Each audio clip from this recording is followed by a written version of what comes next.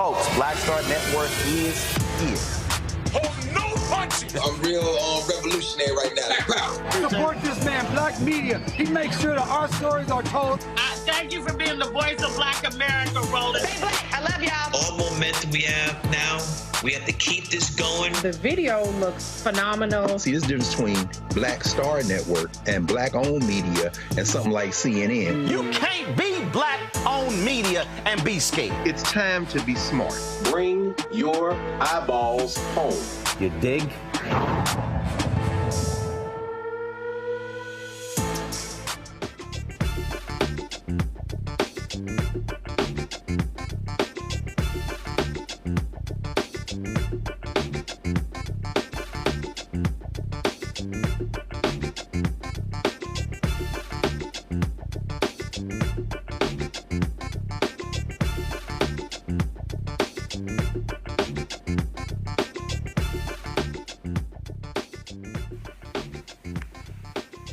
Folks, today is Wednesday, October 16, 2024. Coming up on Roland Martin Unfiltered, streaming live on the Black Star Network. I am here in Elizabeth City, North Carolina, on the campus of Elizabeth City State University. Lots to talk about. This is a battleground state, and Eastern North Carolina is going to be critical to the chances of Vice President Kamala Harris winning this state.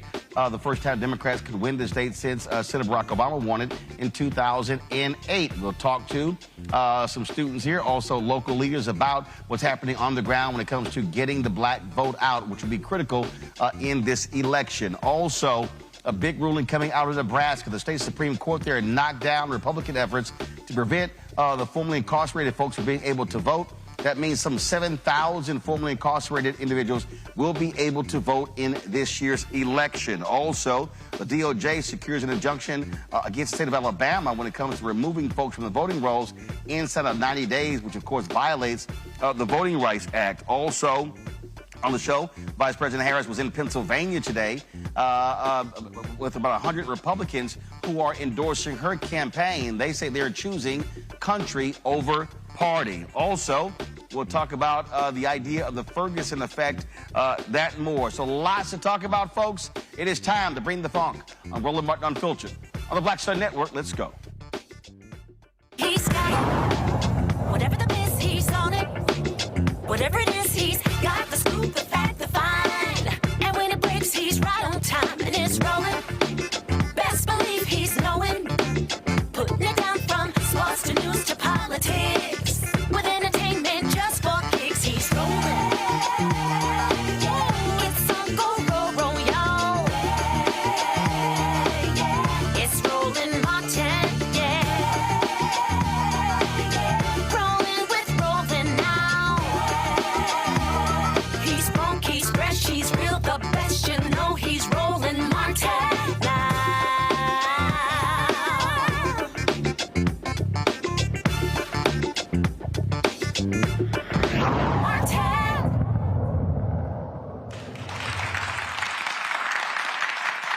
All right, folks, we are here on the campus of Elizabeth City State University, the Vikings in North Carolina. Glad to be here. Of course, we were just here on Sunday when I interviewed Vice President Kamala Harris in Greenville at East Carolina University. North Carolina is a critical state when it comes, one of the 7 battleground states that will determine the 47th president of the United States. And you know what? To get things kicked off, let's hear from the sound of class here at Elizabeth City State University. Their band. Let's go.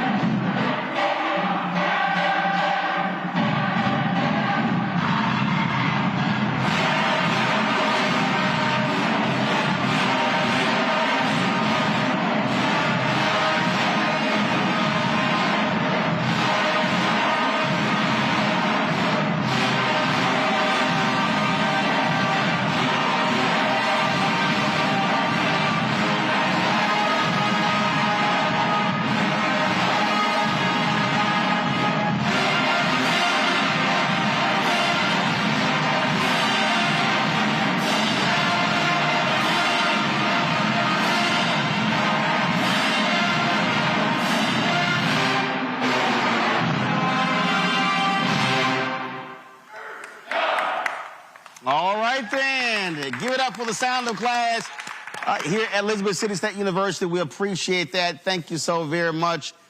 We had Fayetteville State on Friday. Now, they put some pressure on y'all now, so Fayetteville State, let's see what y'all gonna do on Friday. I'm just saying. So again, I appreciate that, folks. It's a lot we're gonna be talking about over the next couple of hours. Again, North Carolina is one of 7 battleground states where both campaigns, Harris, Walz, Trump, and Vance are duking it out. When you talk about Michigan, Wisconsin, Pennsylvania, North Carolina, Arizona, you have Nevada as well, plus Georgia. Those 7 states are huge. Of course, early voting in this state begins on Thursday. And we've already seen the results. Significant turnout in Pennsylvania, as well as yesterday, more than 300,000 folks who voted early in Georgia, breaking their single-day record. And so lots on the line when it comes to this election, determining, you know, what is next, the 47th president of the United States. Now, earlier today, Vice President Kamala, first of all, right now, Vice President Kamala Harris is they're airing an interview that she did with Fox News' Brett Baird. Now, me personally, I don't think they should have done an interview with Fox News because when you pay a $787.5 million settlement because you were advancing Donald Trump's lies for the 2020 election, to me, that means that they disqualified themselves from getting an interview, from hosting a debate, or anything along those lines. And in fact, they still are involved in the Smartmatic lawsuit. Well, they were calling into question their voting machines. And so they could very well pay more than $1 billion even in that particular lawsuit. That lawsuit was actually about $2.5 billion. Newsmax settled with them as well. And so, but that's what's going on. So we'll have some of those clips for you during the show as well. First, though, the VP was in Pennsylvania today. More than 100 Republicans were endorsing her there. And so here's just some of what she had to say today in Pennsylvania. I thank you all for everything that you are doing and the courage you are showing. You know, this is an extraordinary climate right now. And I think we all recognize the courage that you are each showing to speak out so publicly and to put, as we are saying, because we truly believe at country over party. So thank you all. And can we please applaud Bob and Christina and all of the folks on the stage, please. Thank you. Thank you. Truly, thank you. So if you all have a seat, please do sit. Yes. So as I think everyone here knows, we meet in a place that holds a very special meaning for our country. Here on Christmas night, 1776, General George Washington and over 2,000 troops crossed the icy Delaware River in darkness, then marched to Trenton, where they surprised an outpost of enemy soldiers and achieved a major victory in the American Revolution. And after we won the war and achieved our independence, delegates from across the nation gathered not far from here in Philadelphia to write and to sign the Constitution of the United States.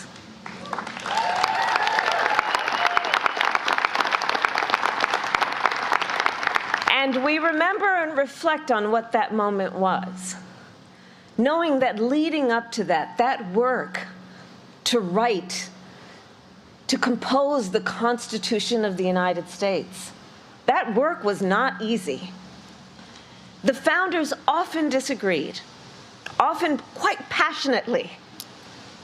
But in the end, the Constitution of the United States laid out the foundations of our democracy, including the rule of law, that there would be checks and balances, that we would have free and fair elections, and a peaceful transfer of power.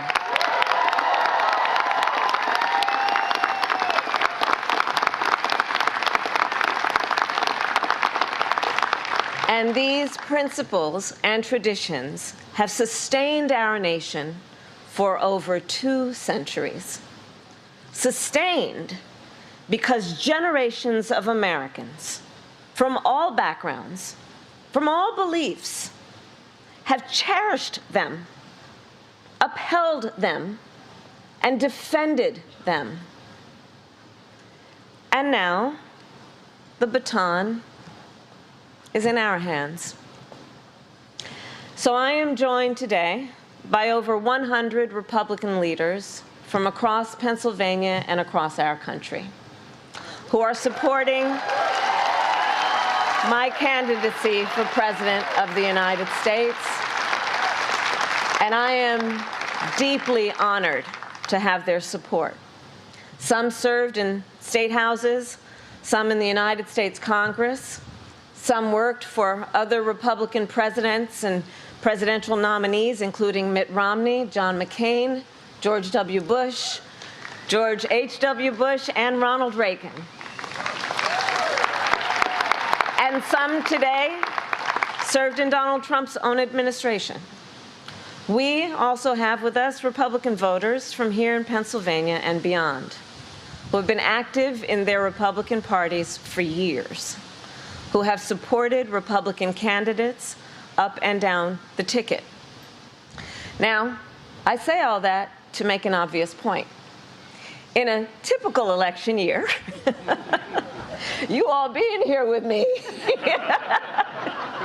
might be a bit surprising, dare I say unusual. But not in this election. Not in this election. Because at stake in this race are the democratic ideals that our founders and generations of Americans before us have fought for. At stake in this election is the Constitution of the United States, its very self. We are here today because we share a core belief. All right, folks, we live streamed that earlier, so if you want to actually see the full speech, just simply go to our Black Star Network app or go to our YouTube channel as well. Let me introduce you to 4 students here at Elizabeth City State University. To my left, we have Heaven Brown. Heaven is, of course, a class of 2025. Elizabeth, Miss ECSU, what's happening? Hello. All right, glad to see you, glad to see you. Y'all can clap for y'all. Go ahead, go ahead. Got Donovan Hankins, he's a senior here. Corey Simmons is a senior. We have Amor Bailey, a junior. So glad to have all of y'all. So glad to be on the campus. So Heaven, I'll start with you. What have the conversations been like amongst students when it comes to this election? Are they excited? Are they sort of like, what's happening? On our campus, it's been very exciting. We've had a great turnout to all debates, from vice president to presidential debates. Were y'all hosting watch parties on campus? And okay. So watch parties every time, and people showed up, whether it was with SGA or other groups. Tomorrow we have the March to the Polls. Every year, every March is always a big march. We have the Santa Claus come out and march for us. So we have fun. The orders come out, and it's always a great time. Gotcha. Now you have March to the Polls. Is there a polling location on campus, or is it off campus? It's off campus, but it's so close as my bills be on our campus. Oh, good. Y'all, it's like I was at A&T a few years ago. I think it was like 2 miles away. It was like a long damn walk. No. So what you're saying is, any student on this campus does not have an excuse not to vote because it's that close. There's no excuse, and you can use your ID card as a Viking to vote. Oh, really? Yes. Okay, because you can't do that in Texas. But you can use a gun permit, but you can't use your state ID to actually do it. Amor, what about you? What have these conversations been like? What are fellow students talking about in terms of the issues? Well, everybody is just stressing to vote. Just vote, vote, vote. Because this is a really important election, especially for people who can vote. And people are, still like shaky about like who they're going to vote for and everything. They feel like they're not going to vote for the right person, but every vote matters. All right.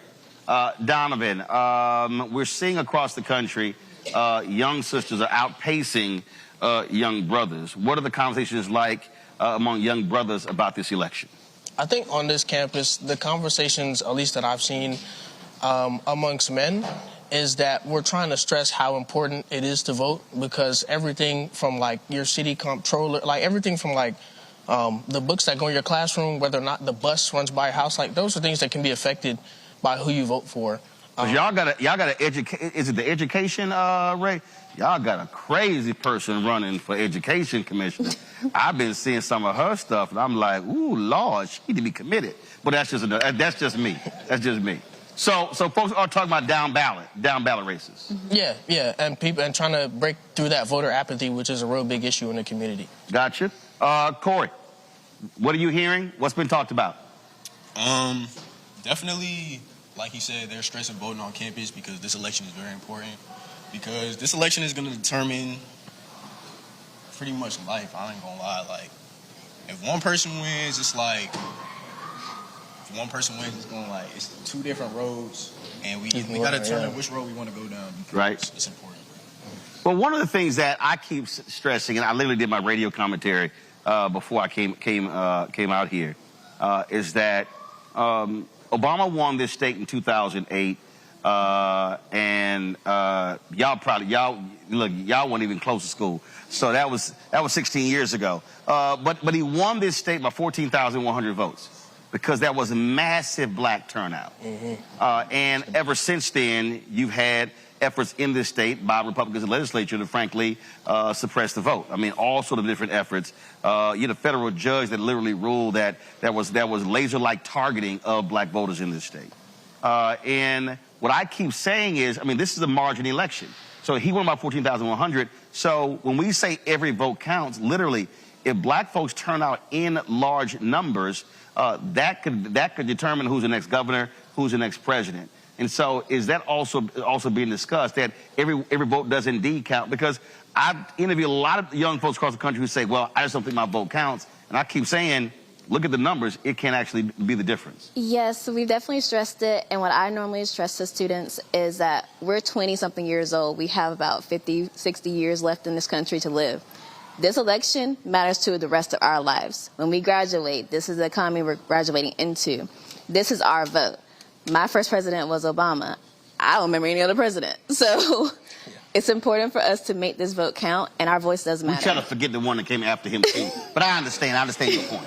I understand your point. But you're right, because I was asked about this, and I said, someone asked me, they said, well, what's your motivation? And I said, listen, I could easily say whoever wins is not going to have a material impact on me personally. I said, but I'm doing all I can because I have 9 nieces and 4 nephews. And literally voting in an election, Donovan, is really the next 20, 30, 40 years.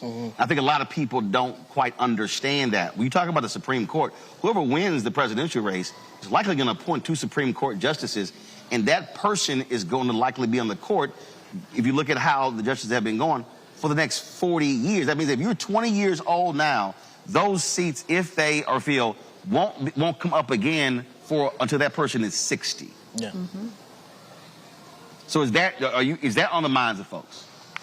I think it's on the minds of some students on this campus. I know some people are more politically adept as to what it comes to what their vote means. I know it's on my mind, but it may not be on everyone's mind.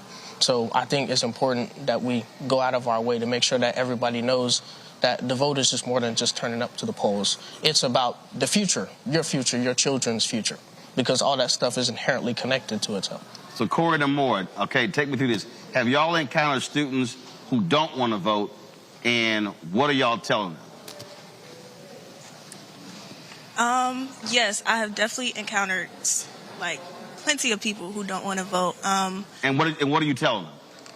Well, my mom has this saying. She says every time you don't vote for somebody, it's a vote for somebody else. Right. And so I tell them my mom's saying that you don't vote, you can't eat at this house. Oh. And I'm with her on that. I'm with her. That's right. And look, I'm a firm believer. You cannot come to Sunday dinner unless you bring your "I voted" sticker. But I just let them know, like, because everybody doesn't have the luxury to vote in other countries. This is a very, like, it's kind of free country, but it's a very free country. So the fact that we have the luxury to vote, we should just go out and vote. And I tell them that it's very important because even though, like, the presidential election is, like, the election everybody, like, kind of goes out to vote for, other certain smaller elections are important too. Right. And so they should think about this, think about, like, not voting for, like, prices and other stuff that affects us daily by the... So, Corey, what are your debates like among brothers and sisters who say, man, I'm not feeling nothing you're saying on this voting stuff? So, like, there's been people who's come up to me. Hold the mic up to you, man. Oh, yeah. There's been people that come up to me and they were asking me, like, what's the purpose of voting? Like, why do I have to vote? I'm just getting to college. I don't see a reason why it's not going to have any effect. And the thing that I tell them is think about yourself in 4 years. Think about how you're going to be, how the world's going to be in 4 years if you don't vote versus if you vote, especially for somebody that you agree with their goals. Just hold the microphone right there. But here's the deal. Do they also not realize this is a state school? Yeah. Which means that your funding is determined by elected officials? So if anybody's saying, I don't understand why voting doesn't matter, it's called buildings, facilities, it's called resources.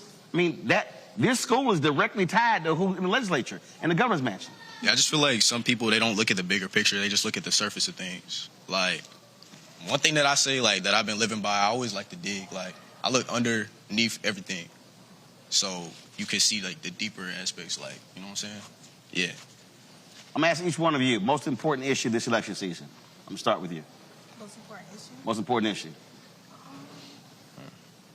Can you come back? Oh, got to come back to you. All right, Hammond, I'll start with you. One or two, what's the most important for you this election? I think education in general, a lot of things have been being put in and taken out of the education system, and we got to make sure that everyone gets the same education. And then women's rights. As a black woman, I feel like it's been attacked a little bit this past couple years, and we got to make sure we're all protected. Just a little bit. We've been attacked. So definitely women's rights for me. All right. Donovan? I think for me, definitely education, like Heaven said, but also like a focus on public infrastructure. I think that a big part of our economy, of our GDP, has to do with our ability to produce and export and import things to and from the country. So stuff like bridges, roads, high-speed rail, all that stuff matters because it can directly affect, you know, what you're able to buy, the bread you put on the table, stuff like that. Corey? To kind of piggyback off what he said, I would say inflation. Inflation has been a big thing. I think they're trying to bring the prices back down a little bit because they have been like skyrocketing it, and that's kind of like. Well, yeah, a lot of corporations that made a whole bunch of money with major corporate profits by jacking prices up. Mm-hmm. So most people don't even realize the president can't. The president doesn't determine prices. Right. So it's amazing these people who say, "Well, prices were down when Donald Trump was president." Well, they were down when Obama was president, but a president that doesn't determine those prices. Those are individual companies. Mm-hmm. And they made a lot of money in the last 2 years. Mm-hmm. All right, you figure out what your issues are? Like they said before, education. Excuse me. Don't be scared. Like having a regular conversation. Don't worry about it. Like you mentioned before, just when you vote for the president, you vote for all the people that they're going to have around them. And so, like... I mean, their staff and their departments, their cabinet secretary. Yeah. And so just voting for a president who is going to provide us with safety and just make sure, like... Go ahead. We got time, baby. My 2 hours. We got time. We'll wait on you. Just make sure, like... the community is good. Okay. Everybody is good. All right, then. Yeah. All right, well, we proceed. There you go. See, that wasn't bad at all. Y'all give it up for our students here.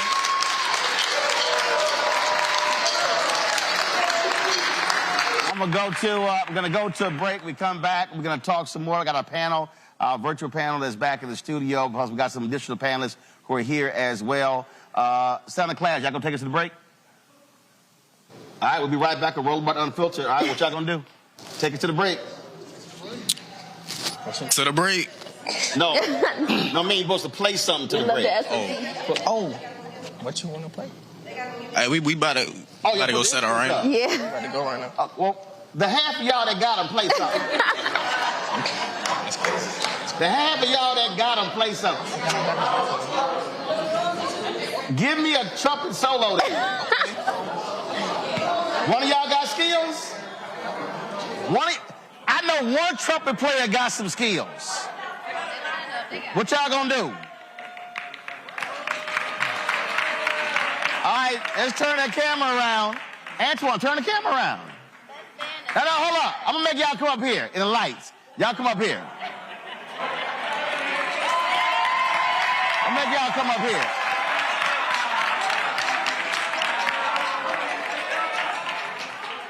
I told y'all my show Unfiltered. Y'all know what I'm gonna do. All right, let's see what y'all got. My brother played trumpet, I played cornet, so let's see what y'all got.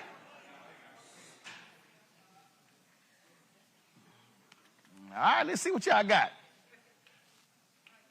Y'all need me to direct?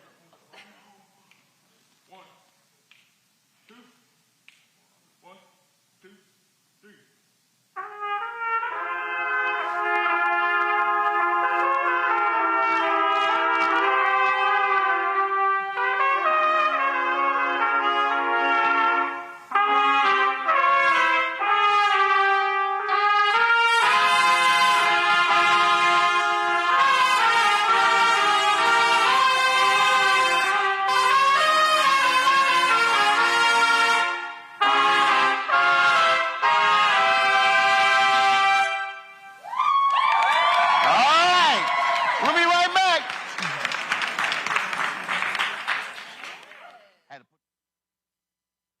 He told us who he was. Should abortion be punished? There has to be some form of punishment. Then he showed us. For 54 years, they were trying to get Roe v. Wade terminated, and I did it, and I'm proud to have done it.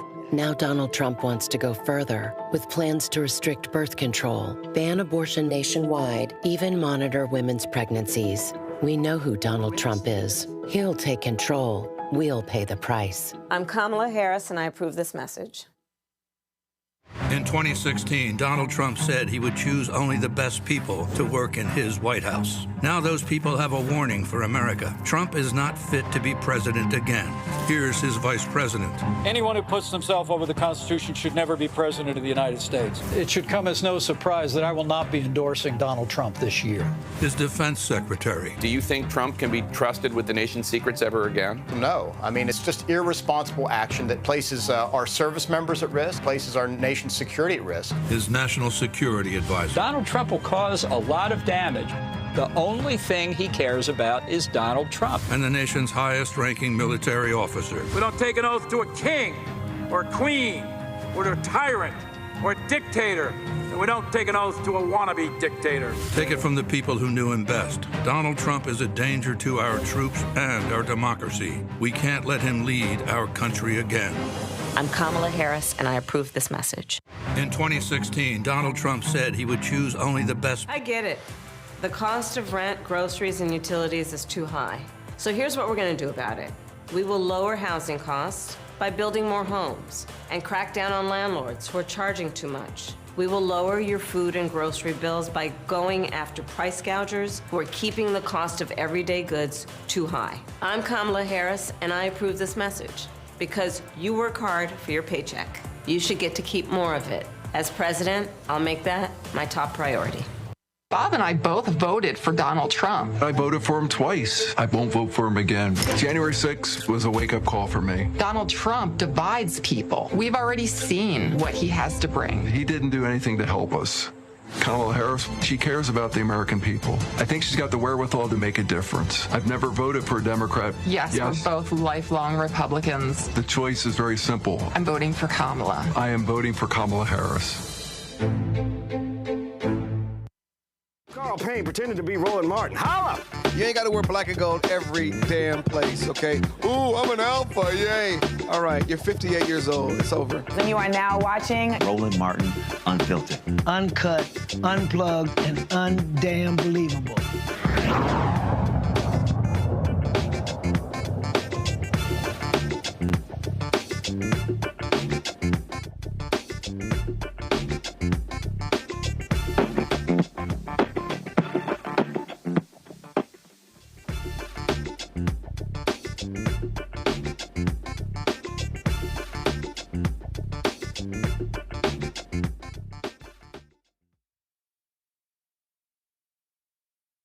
We back on the show, but we taking this alpha photo, so it's an alpha host, so y'all gotta wait. All right, here we go. Got it? All right. Y'all can head drop. There you go. All right. I appreciate it. Appreciate it, Frat. All right, folks. We are back on the show. Just hold it. So let me go introduce our panel in the studio. Rebecca Carruthers, Vice President, Fair Elections Center out of Washington, D.C. Robert Patillo, host People, Passion, Politics, News and Talk 1380, WAOK out of Atlanta. Jade Mathis, Council District Legal Group out of D.C. Glad to have all three of you. Rebecca, I'll start with you. Vice President Kamala Harris sat down with Bret Baier of Fox News. So, all right, since everybody's whining and complaining about her going on the Fox, when is Trump going to sit down with MSNBC, CNN, and I know he's not going to come on this show?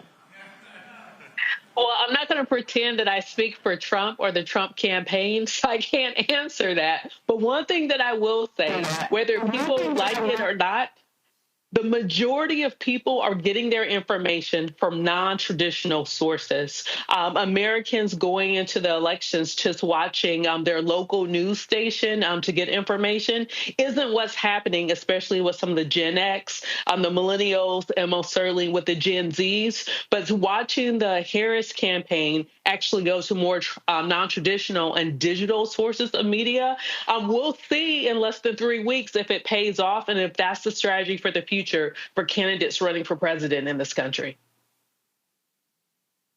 Robert, it is very interesting again when you look at the political people. They always this one always cracks me up. They always make demands of Democrats. They don't make demands of Republicans. And we saw Trump. He just canceled on CNBC. He's supposed to be on yesterday.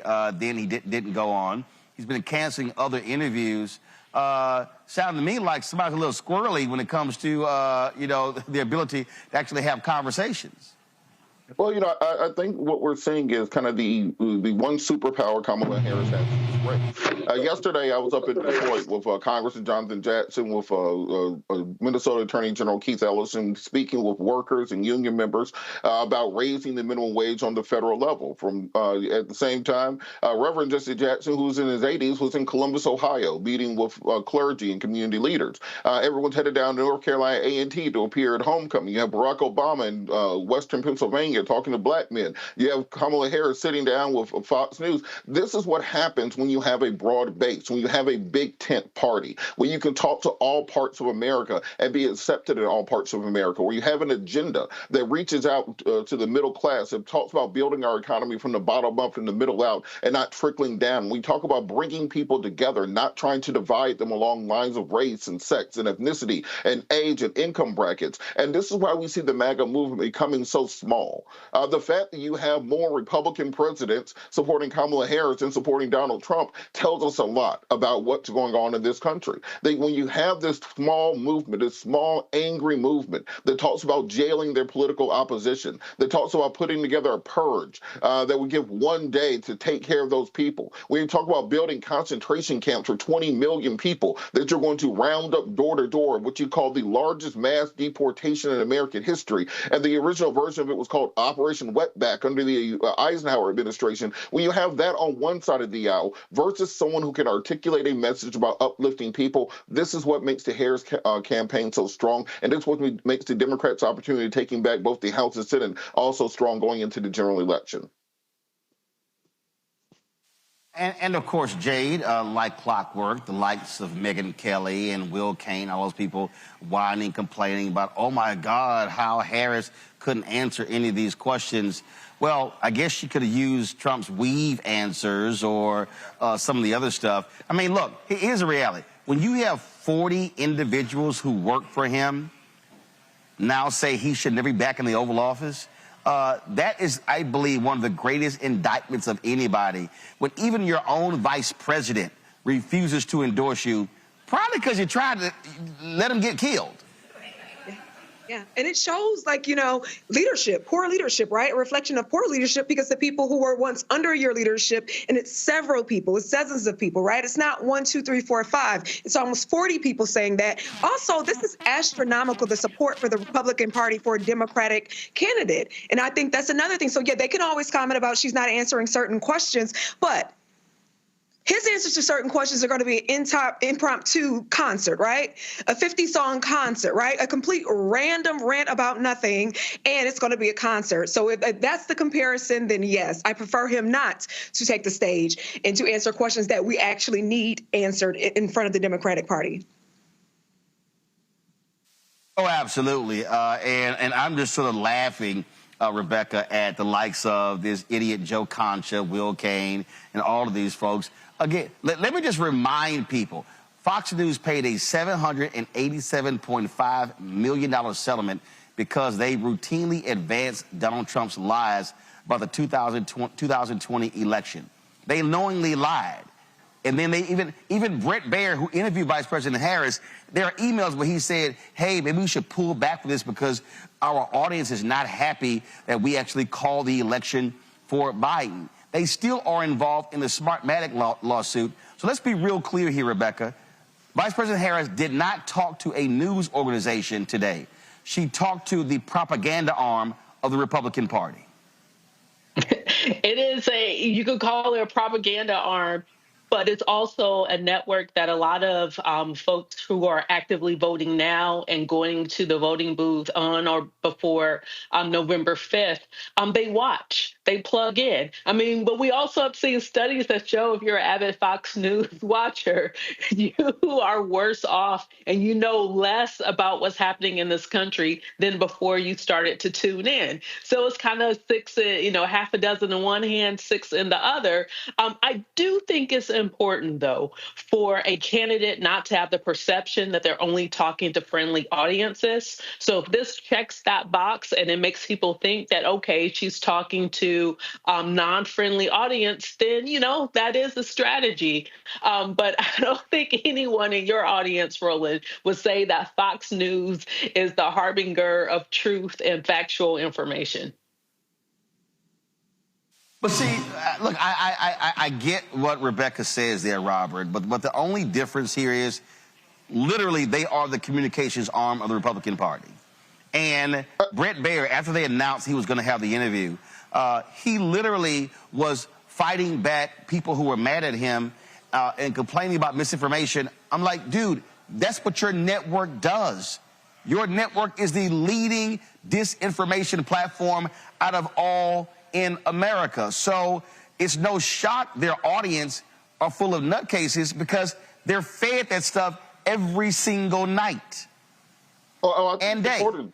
I understand, but I think it's important to talk to all audiences. And there are good people at Fox. Neil Cavuto's great. Shannon Bream is great. Brent is often fair in his interviews. And I think you have to separate those from the kind of the Jesse Waters, Laura Ingrams, Sean Hannity's of the world. And at the end of the day, those Nikki Haley voters who don't like Donald Trump, they're watching Fox News. Those Romney Republicans that are going to be crossing over, they're watching Fox News. The people who are Liz Cheney and Dick Cheney supporters who endorse Kamala Harris, they're watching Fox News. So if you can get 1 out of every 1,000 people to potentially consider switching over, that might be the margin in one of these swing states. And that shows the broadness and the strength of the Harris campaign, the Harris wall ticket, because Donald Trump knows he can't step into the arena on Roland Martin Unfiltered. He can't step into the arena on any network that isn't completely in the tank for him, because as we've seen in the last week, he melts down at even the slightest question because he understands that with any pushback, his answers fall apart.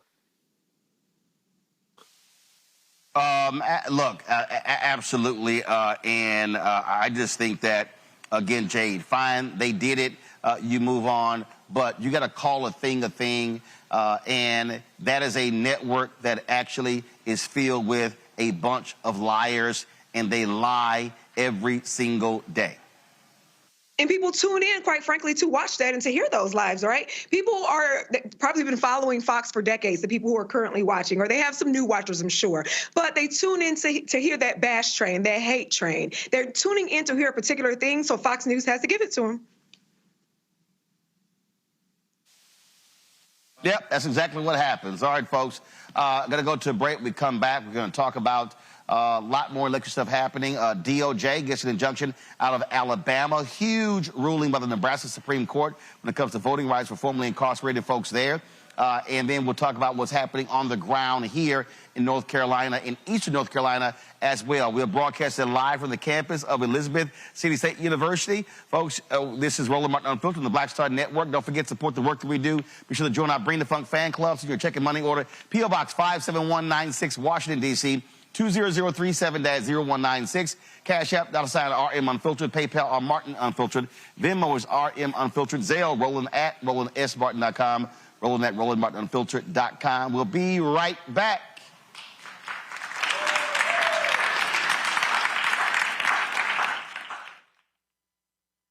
IVF is a miracle for us because it allowed us to have our family. After having my daughter, I wanted more children, but my embryo transfer was canceled 8 days before the procedure.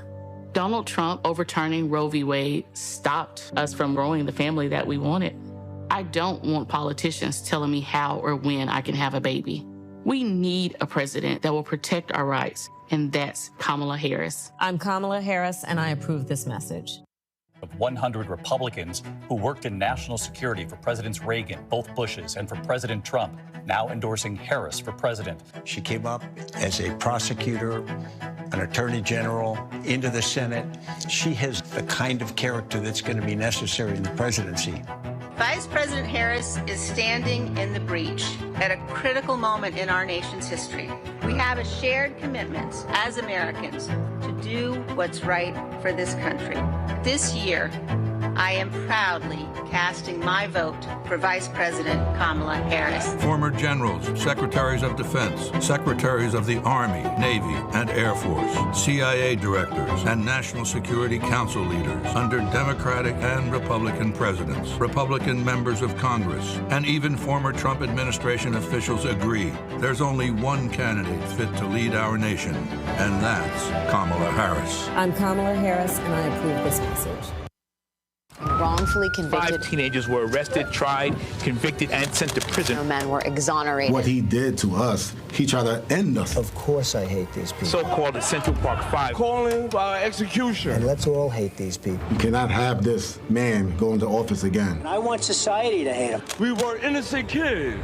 The confessions were coerced. Today, we are exonerated. That guy says he still stands by the original guilty verdict. This is about democracy being on the ballot. I have absolutely no compassion. Look at Kamala. She represents the kaleidoscope of the human family. There's something different happening in America. We will get the opportunity to build a future where we will be able to thrive and not just survive. Hello, I'm Paula J. Parker. Truly proud on the Proud Family, Louder and Prouder on Disney+. And you're watching Roland Martin Unfiltered.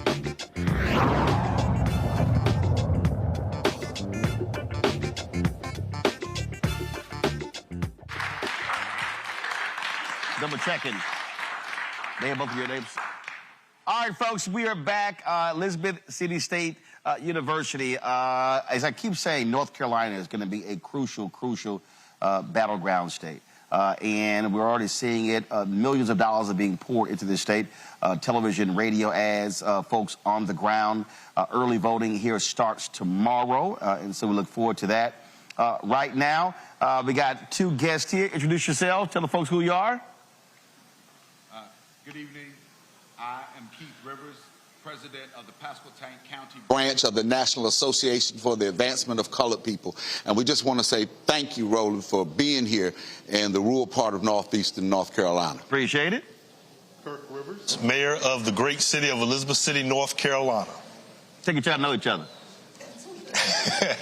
Ever since I've been born. Gotcha. That's why I'm trying to introduce y'all. I want y'all to introduce yourselves because everybody watching, they brothers. So it's like let y'all know that. So let's talk about this. Let's talk about this election.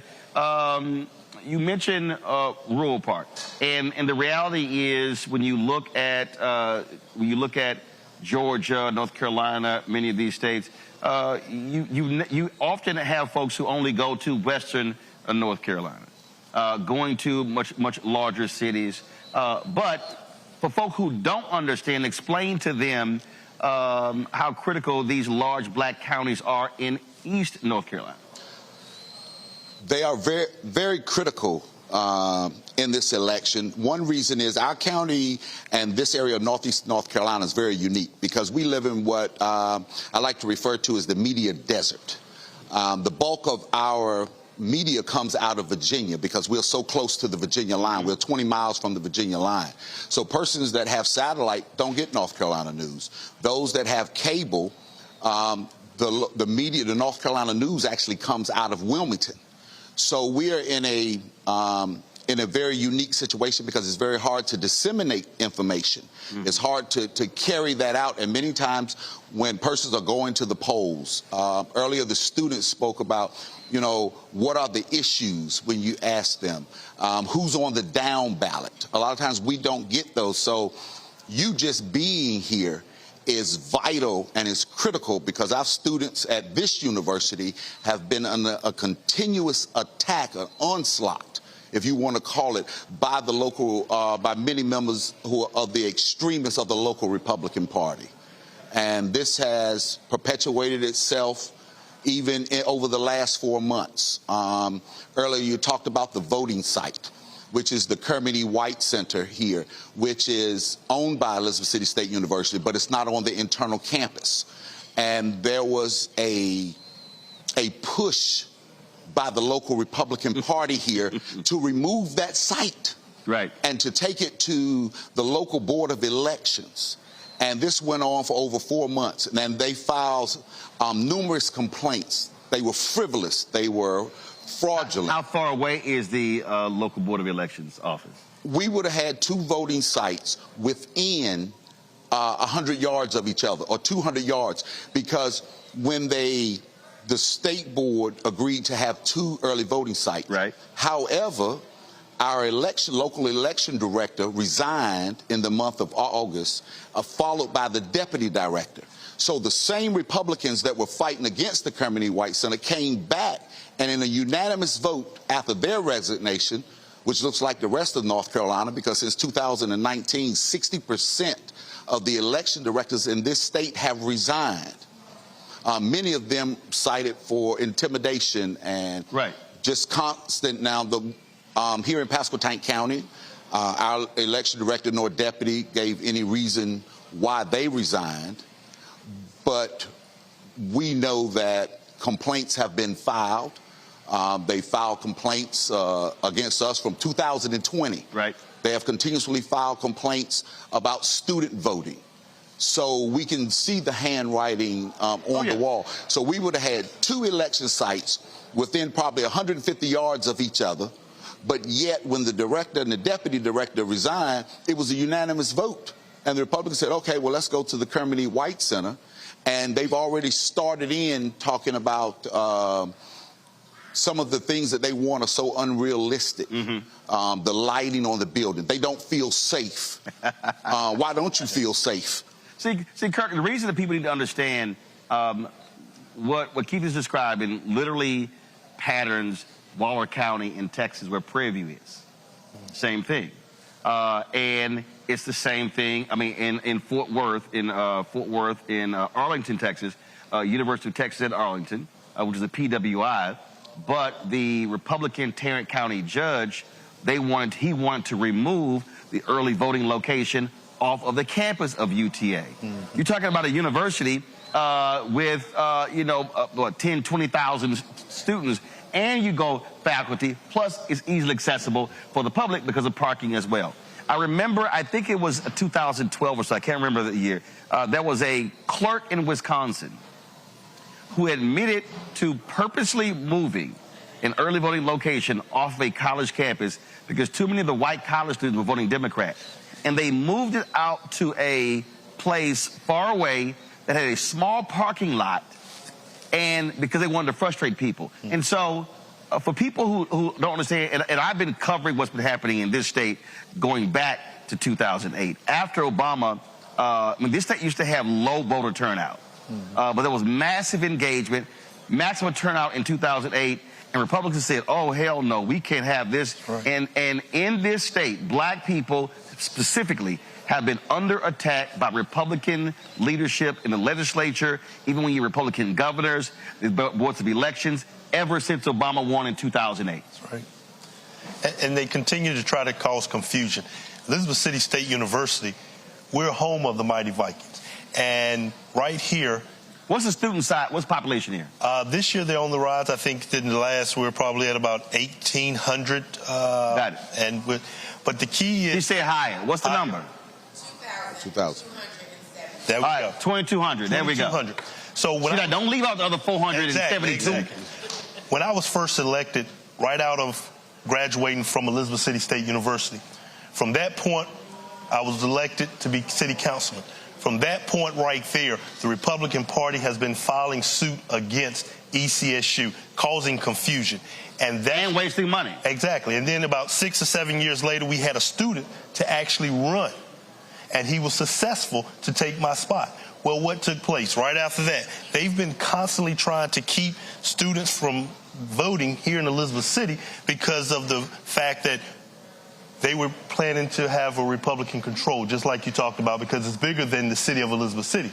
But we have to make sure that we continue to let our students know that they are the power, that they are the strength, that if we get them to turn out and vote, to exercise, to be a part of this democratic process, then we begin to make a change. But as long as we stay divided, as long as we allow confusion, students, older people, they shy away from that. And that's something that I continue to applaud the NAACP because they're constantly fighting to make sure that our students know IDs, constantly bringing election officials out to the campus to have informative sessions on how to register, not to just be kicked out because you put the wrong box.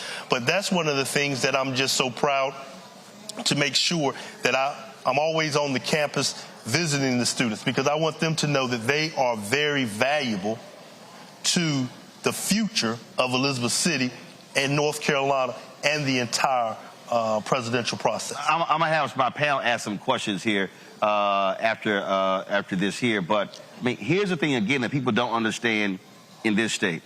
They were so dastardly, they split North Carolina A&T into 2 congressional districts. We used to have that.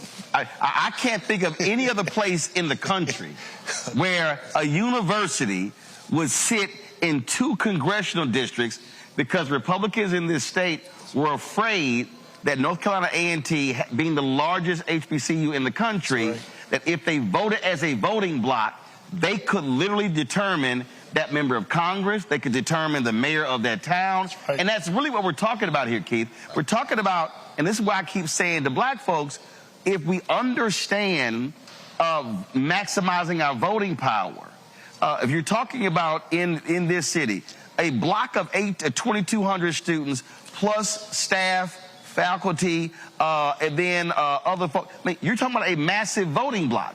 Right. And that's the thing that they're scared of. But if we maximize our power, we could be sweeping elections. Yes. Right. And this is not just unique to this election. Students at Elizabeth City State some years back were even subpoenaed.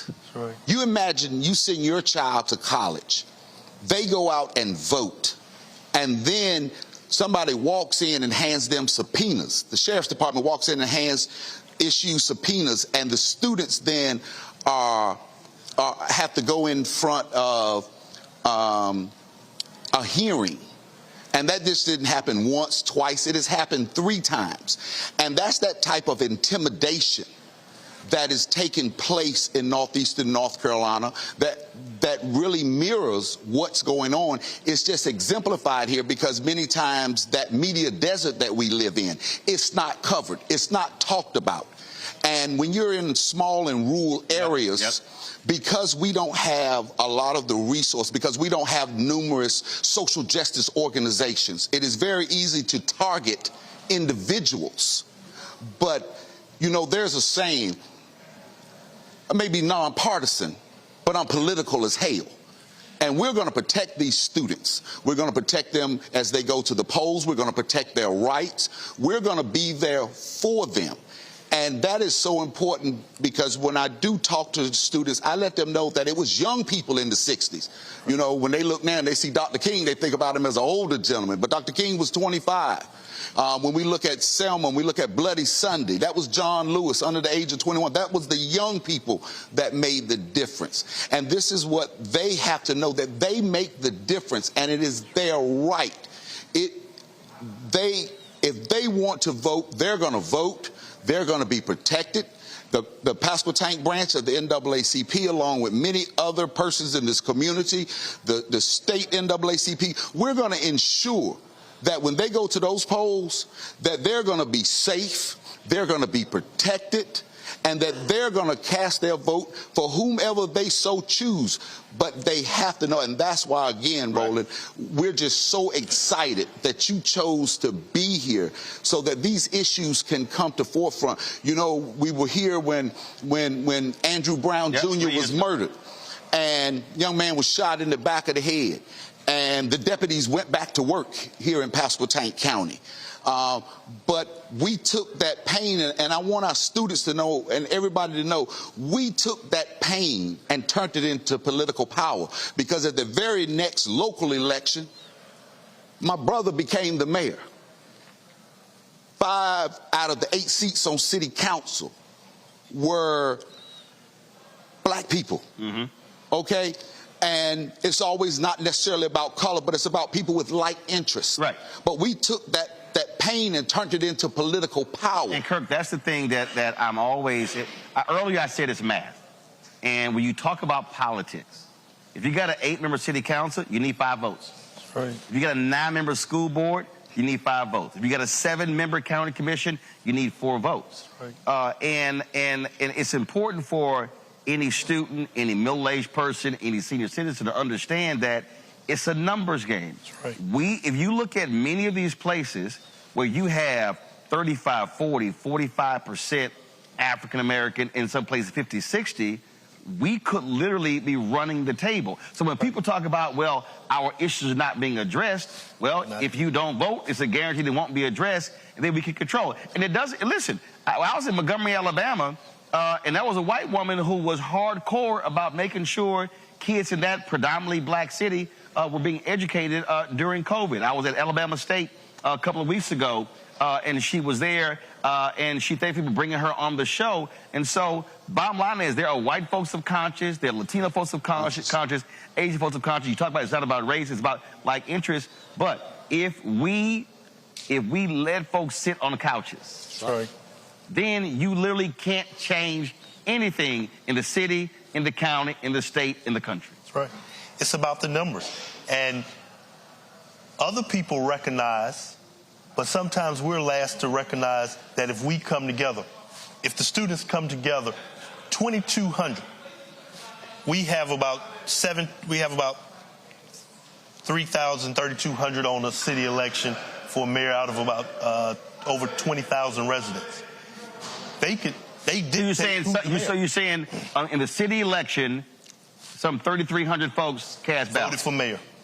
Voted for mayor. Voted for mayor. So this campus could literally change. Pick the mayor every 2 years or 4 years. Every 2 years. Every 2 years. Every 2 years.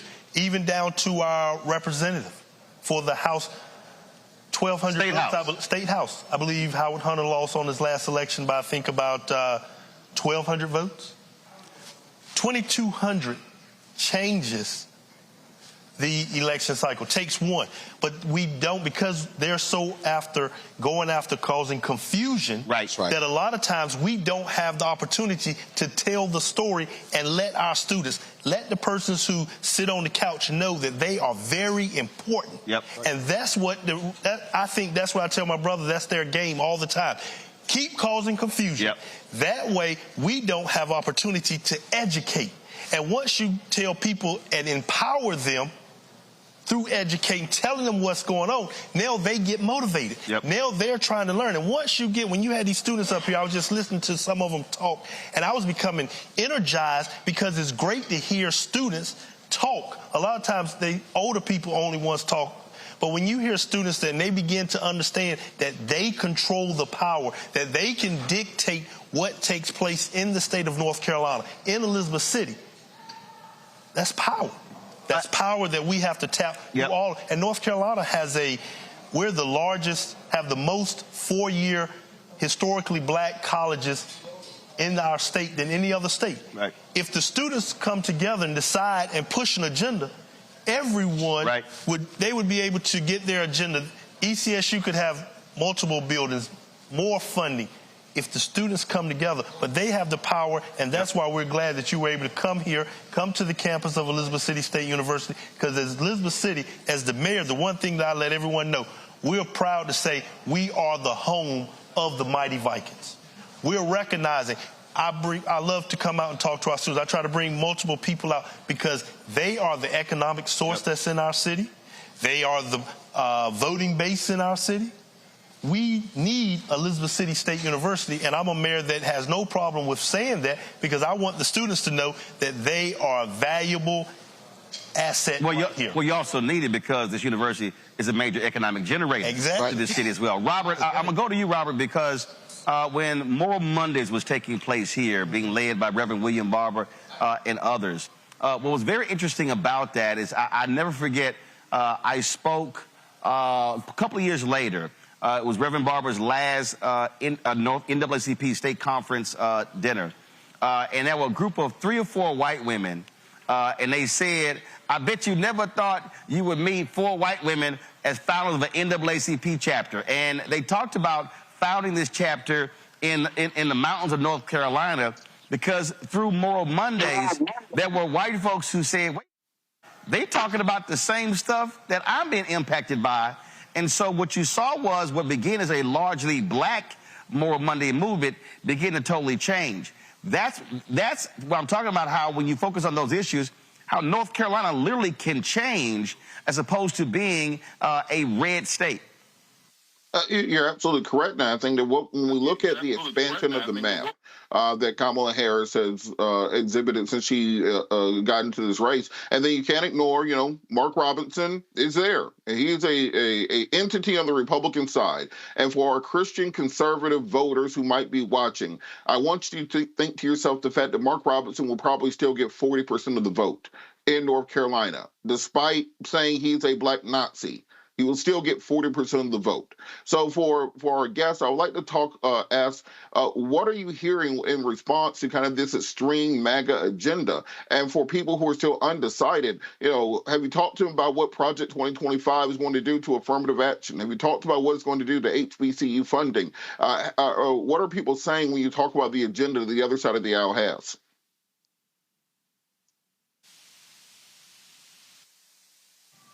Project 25 is, we know that the Heritage Foundation is the incorporators of that, and we want everybody to understand that Project 25 just doesn't stop at the presidential level. It also drifts down to governor's level, to the mayor's level. We can look back when we had the governor here, McCory. One of the first things he did was put all law enforcement under the Secretary of Public Safety, which is right in line with what went on with Project 25. So we want our young people and the people in the community, we try to ensure that we educate that this is also about the down ballot.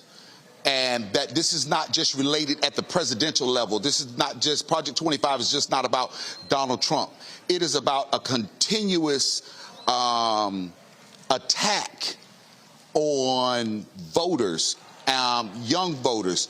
It's that distraction that keeps us from being able to come together to know our own power, the power that we possess. Quickly, I did an op-ed a little while ago when the election director resigned.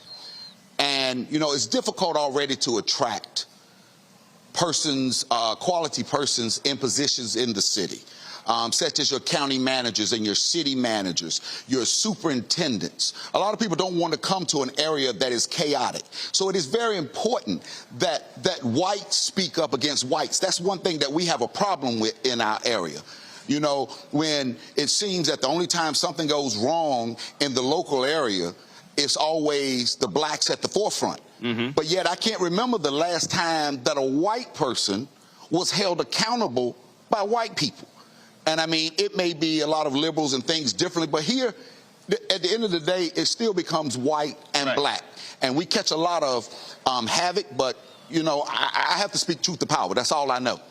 And if we would come together and hold people accountable, regardless of the color, they're white and they're not doing their job. Or Republican or Democrat. Or Democrat, but hold them accountable. I can look at when with all the financial things that were going on in Elizabeth City, as soon as my brother got elected along with the entire council, all of a sudden these issues come up. These issues about the audits. These issues about the LGC, which is now overgone. The audits have been late for probably 6-7 years before then, when there was a white city manager.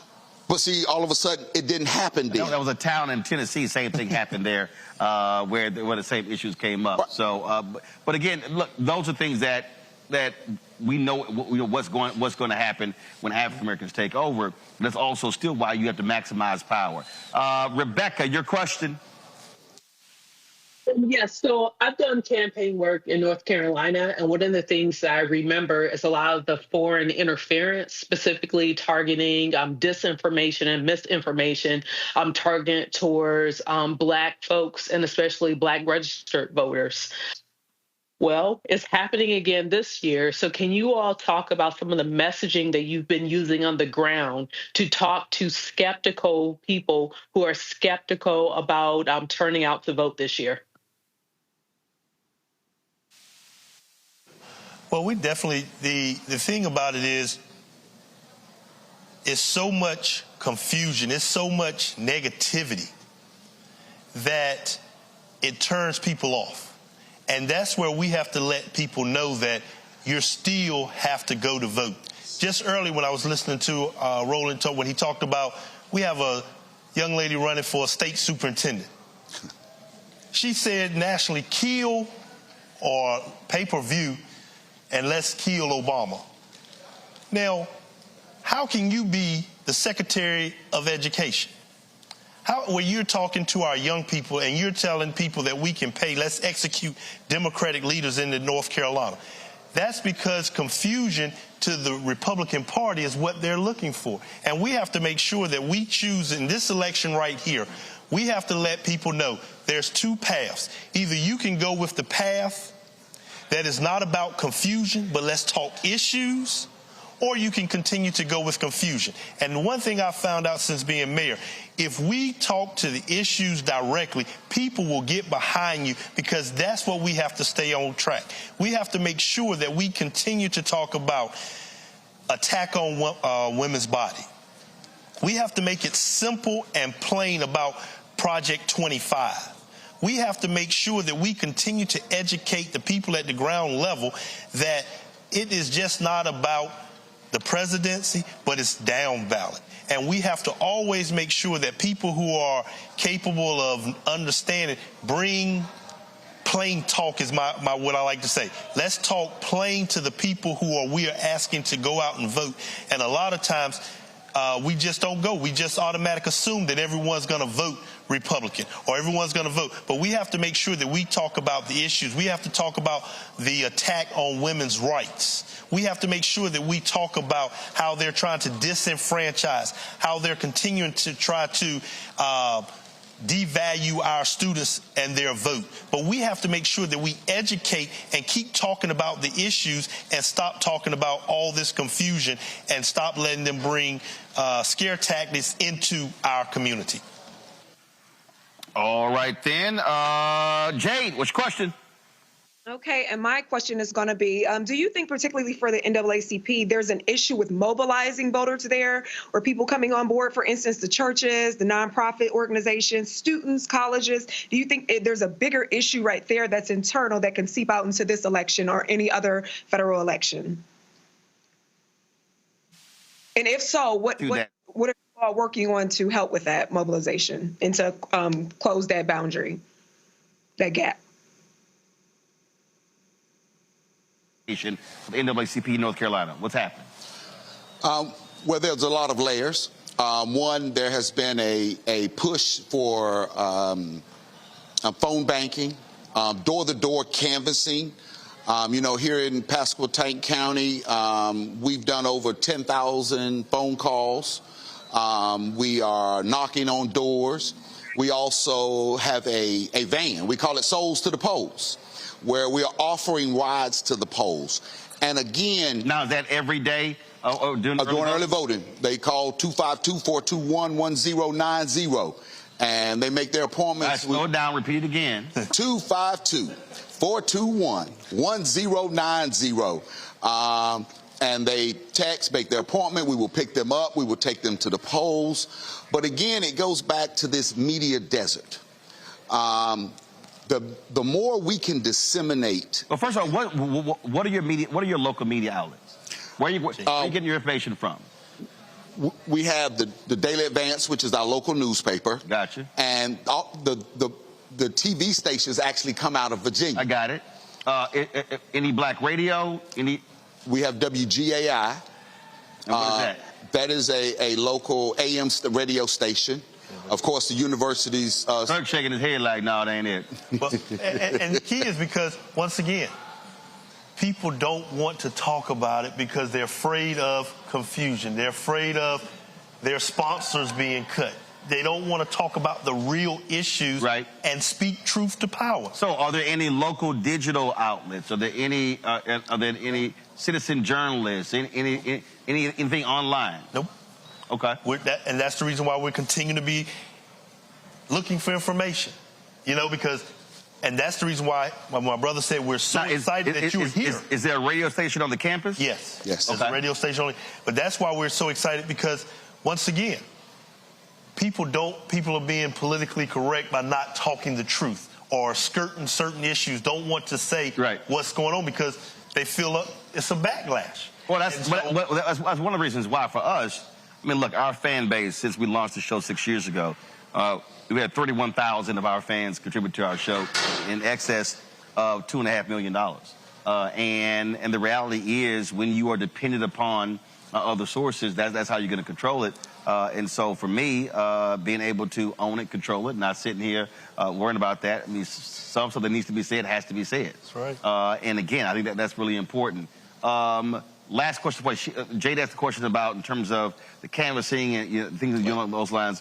Are you getting resources from the national organization? Are they funding efforts in North Carolina on the ground? Yes, but, you know, that comes at the state level. And then, of course, the information, the training. We partner with a lot of... So the state sending y'all money? The state conference and the NAACP? I'm just making sure y'all getting some money. No, where we are, what we do is we partner with a lot of social justice organizations here, such as Black Voters Matter. The state conference or NAACP sending y'all some money? We get resources from the state conference. I just want to know. Because, you know, if I need to call Derek Johnson, I call and say, bro, cut a check. And I ain't got a problem calling, so I'm letting you know. I ain't going to call nobody. We get resources. Okay, all right, you checking. And so the push again is that dissemination of information. For example, like my brother said, Morrow, who's running for state superintendent, there are so many people that had no idea about those comments that were released on CNN when they said, hey, put the execution of Obama on paper. Oh, she got her damn and we actually went to the Republican meeting when they advertised that she was coming. I was asked to leave. Damn, I would have showed up. But we kept enough people there to hear, and people need to know this. When somebody is talking about, executing the governor, Roy Cooper, executing Biden, and how can you, and now you're saying that you're going to be the state superintendent? Right, of all education. Of all of education. And you illiterate. And so schools of child. I ain't got a problem. Hey, listen, I ain't got a problem. There's some things y'all can't say. I ain't got a problem saying it. Hell, she was sitting right here. I said it too. You illiterate. So first of all, let me thank both of y'all. I appreciate it. We're glad to be here. And again, we're going to keep, our whole point is simple. That is, we know the issues that even mainstream media is not going to cover, which is why we do this every single day with my show and the other shows on the Black Star Network. So we appreciate it. Thanks a bunch. Folks, we come back, we're going to talk about crucial judicial rulings. I just got an email from the head of the Atlanta and the Georgia branch of NAACP. We'll tell you about a judge's ruling when it comes to voting there as well when we come back right here. Roland Martin Unfiltered right here on the Black Star Network, live on the campus of Elizabeth City State University. Back in a moment.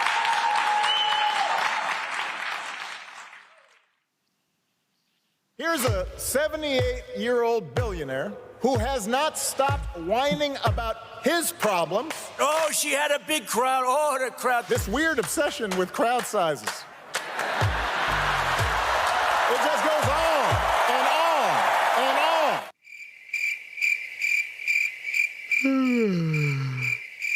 America's ready for a new chapter. We are ready for a President Kamala Harris. I'm Kamala Harris, and I approve this message. The overturning of Roe almost killed me. I had a blood clot in my uterus that caused my labor to have to be induced because of the overturn of Roe v. Wade. I wasn't able to get life-saving treatment sooner. I almost died. And that's because of the decision that Donald Trump made. I was able to get Roe v. Wade terminated, and I'm proud to have done it. The doctors and nurses were afraid that if they treated me in the incorrect way, that they would be prosecuted for that. And that's appalling. Donald Trump says that women should be punished. Do you believe in punishment for abortion? There has to be some form of punishment. For the woman? Yeah. I believe that women should have reproductive freedom to make the choices about their own bodies. 4 more years of Donald Trump means that women's rights will continue to be taken away one by one by one by one. This has to stop because women are dying. I'm Kamala Harris, and I approve this message. Jill Stein, Green Party candidate for president. So why are Trump's close allies helping her? Stein was key to Trump's 2016 wins in battleground states. She's not sorry she helped Trump win. That's why a vote for Stein is really a vote for Trump. Jill Stein, I like her very much. You know why? She takes 100% from them. I'm Kamala Harris, and I approve this message. There's nothing socialist about Kamala Harris. Trump says Harris is a radical. I don't buy it. Conservatives have a supermajority on the Supreme Court. With a likely Republican Senate, those checks and balances will keep our country sane. If Trump wins, he could end up with total control. I'm a conservative. I don't agree with Harris on everything, but she was a tough prosecutor, and she put bad guys in prison. I voted for Donald Trump 3 times. I'm voting for Kamala Harris in November. Now, I'm voting for Kamala Harris this fall. Winners never back down from a challenge. Champions know it's anytime, any place. But losers, they whine and waffle and take their ball home. Trump now refusing to debate a second time. He did terribly in the last debate. He's so easily triggered by Kamala Harris. Well, Donald, I do hope you'll reconsider to meet me on the debate stage. If you've got something to say it to my face. I'm Kamala Harris, and I approve this message. He told us who he was. Should abortion be punished? There has to be some form of punishment. Then he showed us. For 54 years, they were trying to get Roe v. Wade terminated, and I did it, and I'm proud to have done it. Now Donald Trump wants to go further with plans to restrict birth control, ban abortion nationwide, even monitor women's pregnancies. We know who Donald Trump is. He'll take control. We'll pay the price. I'm Kamala Harris, and I approve this message. Winners never back down from a challenge. Champions know it's anytime, any place. But losers, they whine and waffle and take their ball home. Trump now refusing to debate a second time. He did terribly in the last debate. He's so easily triggered by Kamala Harris. Well, Donald, I do hope you'll reconsider to meet me on the debate stage. If you've got something to say it to my face. I'm Kamala Harris, and I approve this message. Hi, I am Tommy Davidson. I play Oscar on Proud Family, Louder and Prouder. I don't play Sammy, but I could. Or I don't play Obama, but I could. I don't do Stallone, but I could do all that. And I am here with Roland Martin on Unfiltered.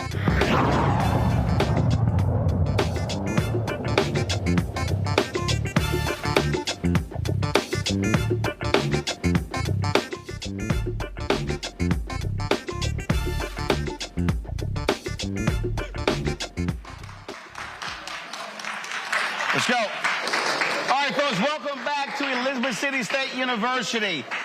Today in Nebraska, the state Supreme Court made a huge ruling impacting formerly incarcerated folks.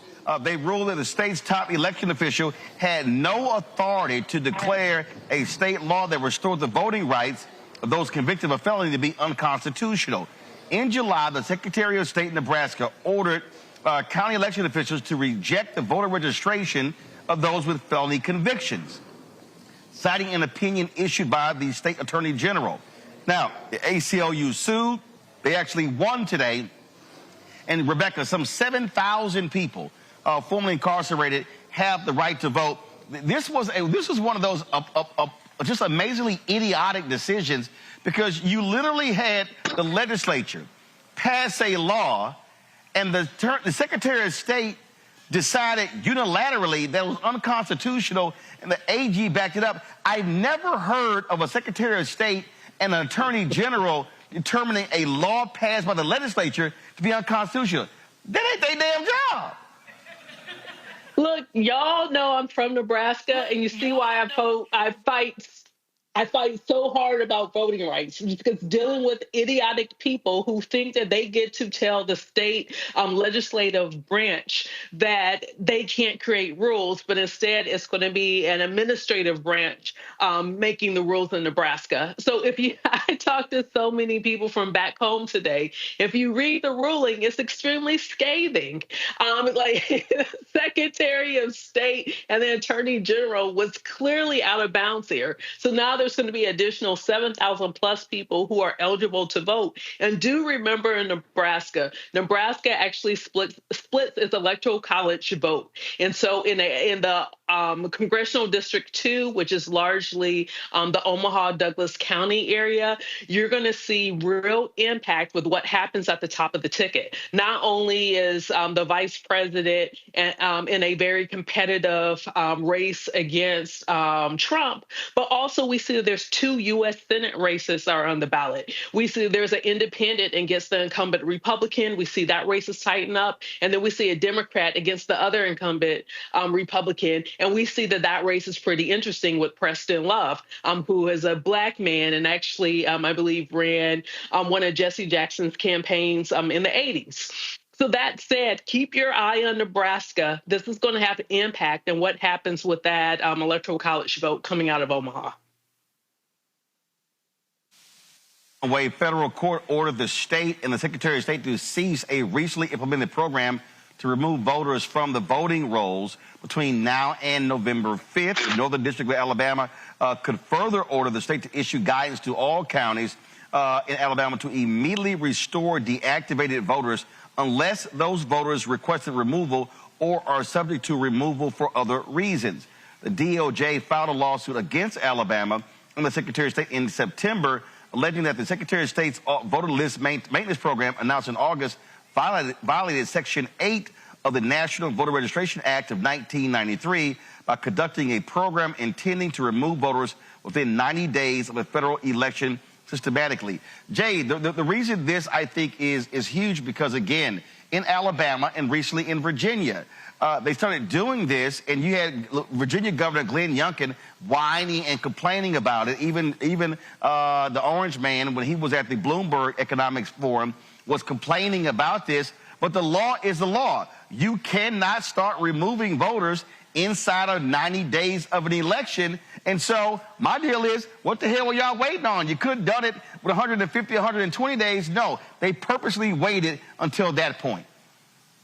You're absolutely right. They could have done that. And also, you know, I admire the court, Alabama, with the DOJ for asking for an injunction, because what an injunction legally is a court order issued to prevent a party from taking action that can cause irreparable harm. Here, that irreparable harm would be the systematic voter purge attempt program that they're trying to rename as another program. So I think that was absolutely the correct move to make.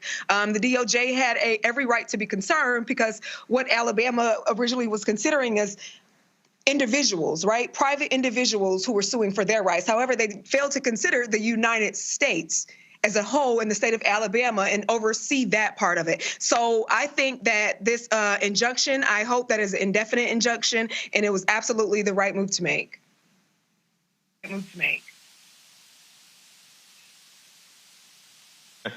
Gerald Griggs, who runs the NAACP there, posted this shortly, a few moments ago. A second Georgia judge has enjoined the Georgia State Election Board, issuing a final order today. The judge ruled that the proposed rules are not in line with the Georgia Election Code.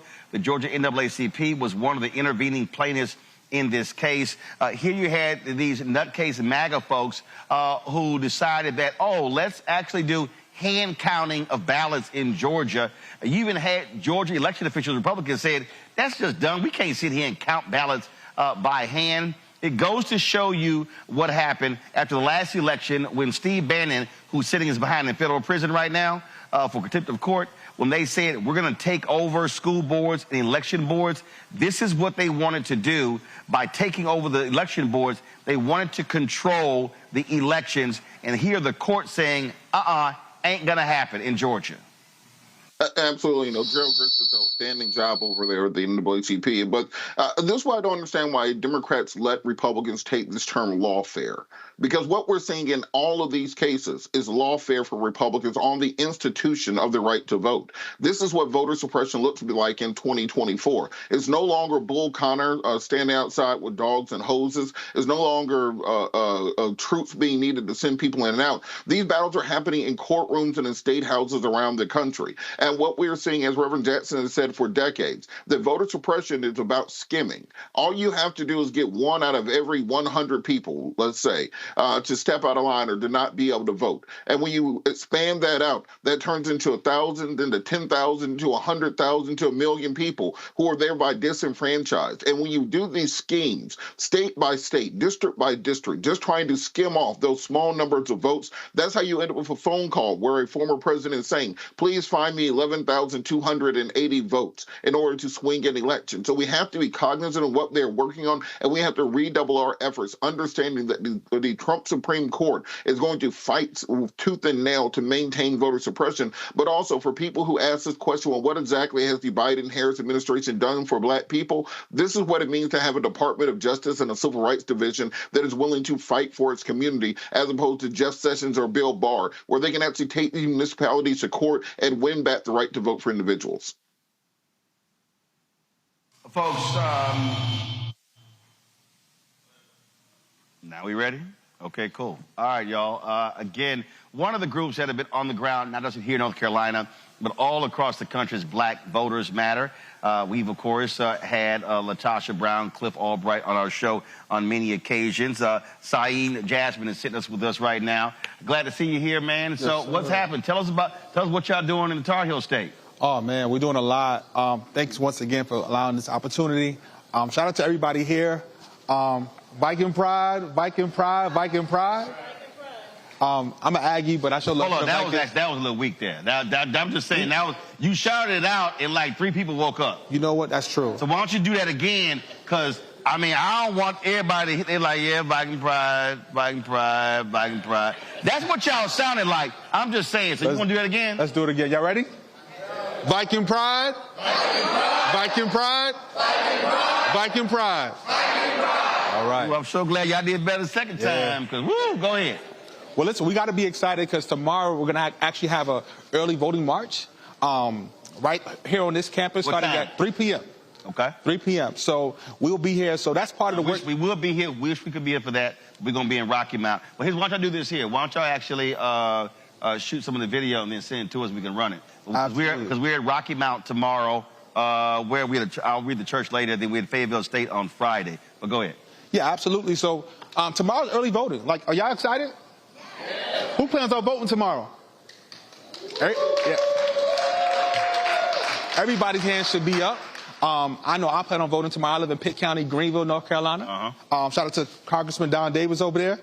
He used to represent our area, but unfortunately, because of gerrymandering, he's no longer in our... Hold on, he here? He ain't seeing no text or nothing saying, hey, I'm sitting in the audience. You know you're going to be sitting your ass up here when he get done. I'm just letting you know. Don't be trying to sneak in here. Didn't even say, hey, I'm here. Right. Okay, yeah, we know you're here now. Go ahead. Yeah, so we've been doing a lot of work with partners across the state. I'm concerned primarily with the eastern region, and that's a really big region. But folks from Martin County to Pasquotank County, to Pitt County, Washington County, Terrell County, we've been all over these counties doing work. When you say it's big, how many people are we talking about? How many black voters, but how many total voters are we talking about? Probably about, I would say at least about 800,000 at least. 800,000? I could be wrong. The congressman is here, so he could... Well, first of all, one congressional district is 700,000. Okay, yeah. Okay, so, but the reason I'm asking that, because the point is, when you look at numbers, again, I keep going back to, this is a margins election. Biden-Harris wins, Georgia by less than 12,000, Arizona by 10,000. And even you look at 2016, Trump won Wisconsin, Pennsylvania, and Michigan by only 77,000 votes. That's really low. That's actually, That's combined. Yeah. 3 states, 77,000 votes. And North Carolina was a state that he won by his lowest margin of victory. Yep. So I lost here in 2020 by 2.5 points. Right. And so we have, I think we can beat Georgia here in North Carolina as well. We actually have the numbers to potentially turn out. We have to just turn out. And that's why the work our partners do on the ground is so important. So what's the weakness in North Carolina? Is it, and I'm not picking on anybody, but is it not targeting rural North Carolina? Is that where, in terms of where your issues are? We don't have Atlanta, but we have Atlantas in the state. We have Charlotte, we have Raleigh, we have Chapel Hill, Greenville, arguably. So we don't have that one hub, essentially, yet. Not yet. It's coming, though. Every day, people are moving here to the state. In fact, right here, I'm sure, too. Or is the problem here, this is the sense that I've gotten in the conversations that I've had with so many different people, that the problem is when folk come into this state, whether you're talking about presidential candidates, whether you're talking about the DNC, whether you're talking about even grassroots groups, they split the state in half. And most of the time, money and resources go into Western because they're looking at numbers. But the thing that I keep saying, because I'm born and raised in Texas, and it's the same way. You have 254 counties in Texas. You cannot win if you only focus on your large blue counties. Right. The reason Republicans win in Texas is because they run up huge margins in those smaller counties all across the state. And so it seems as if the problem here is that there's so much energy focused on Western North Carolina, and you don't have much attention on Eastern North Carolina. Well, I can't speak for like the parties, but I can speak for Black Voters Matter, and I can say that investment has been made. I'm sure one of these students here, a lot of these students have a Black Voters Matter hoodie, a T-shirt. Raise your hand if you have a hoodie, a T-shirt. So we've been here on the ground these last 4 years. So I know we've been here in these very rural parts in Windsor, North Carolina. In fact, we had one of our last bus tours, we went to a place called Lewiston, Woodsville. And that population is only about 200-something people, but we went there purposely because folks work at Purdue, right? And so we know that many people may not live in the actual area, but people from Purdue will be coming by the bus. And so we actually try to really go deep into those counties in the parts nobody wants to go to. Are y'all also pulling precinct data? What I mean by that is I have conversations with people all the time. I was in Cincinnati a few weeks ago, and there's a brother, he's an alpha, and he was talking about their get out to vote stuff, and he was describing what they're doing, and I literally said, that shit ain't gonna work. Oh. And he was like, damn, bro. I said, no, seriously. I said, he was talking about, well, we're going to games signing people up. Sure. I said, why are you not going to the Board of Elections and targeting the 15, 20 largest black precincts? Then pulling that data and then looking at the 2022 midterms, the 2020 presidential election, and see how many people are registered in that precinct and how many actually voted. I said, so if you see 700 people registered in that precinct, but only 150 voted, I said, that's who you should be targeting. I said, you're going to places where people likely already registered. I said, as opposed to doing target, because when you have finite people and finite resources, you must be far more concentrated. Sure. And he said, it never occurred. He said, we didn't realize that data is public. I was like, it is. Right. And I think that for me, for a lot of folks out there, they're spending time with these get out the vote efforts, but it's not targeted and concentrated. Sure. Well, we have a data department, so we do our best to be as data driven as possible. I can't say we get it perfectly right each time, but we certainly do our best. I know, for example, in Pitt County, where I'm from, we are specifically targeting areas where we know voter participation has been low, right? And so that's what we're on the ground right now doing that work. Tomorrow, for example, on our first day of early voting, so make sure you come out in North Carolina, we will be going out to areas where we know turnout has been historically low, but also people have moved too, Roland. A lot of people have moved because of the pandemic, because of the high cost of housing. Right. And so sometimes the data may not always necessarily reflect what's actually happening right then and there. So we hope that our efforts, as well as what I call hotspot canvassing, which is going to areas where we know folks will be at, will be gathering together. We hope those efforts will help with getting the turnout. All right, then. Well, look, keep up the good work, and I'll tell Cliff and Latasha you handle your business. Thank you. All right? Appreciate that. Maybe they'll give you a raise. Man, I hope so. All right. I appreciate it. Thank you. Thanks so much. I'm going to go to a break. We come back. I'm going to talk to Congressman Don Davis. Yeah, you coming up here since you slid in here. We'll chat with the congressman next right here on Roland Martin Unfiltered on the Black Star Network.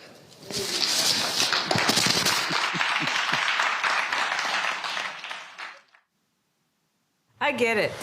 The cost of rent, groceries, and utilities is too high. So here's what we're going to do about it. We will lower housing costs by building more homes and crack down on landlords who are charging too much. We will lower your food and grocery bills by going after price gougers who are keeping the cost of everyday goods too high. I'm Kamala Harris, and I approve this message because you work hard for your paycheck. You should get to keep more of it. As president, I'll make that my top priority. Bob and I both voted for Donald Trump. I voted for him twice. I won't vote for him again. January 6th was a wake-up call for me. Donald Trump divides people. We've already seen what he has to bring. He didn't do anything to help us.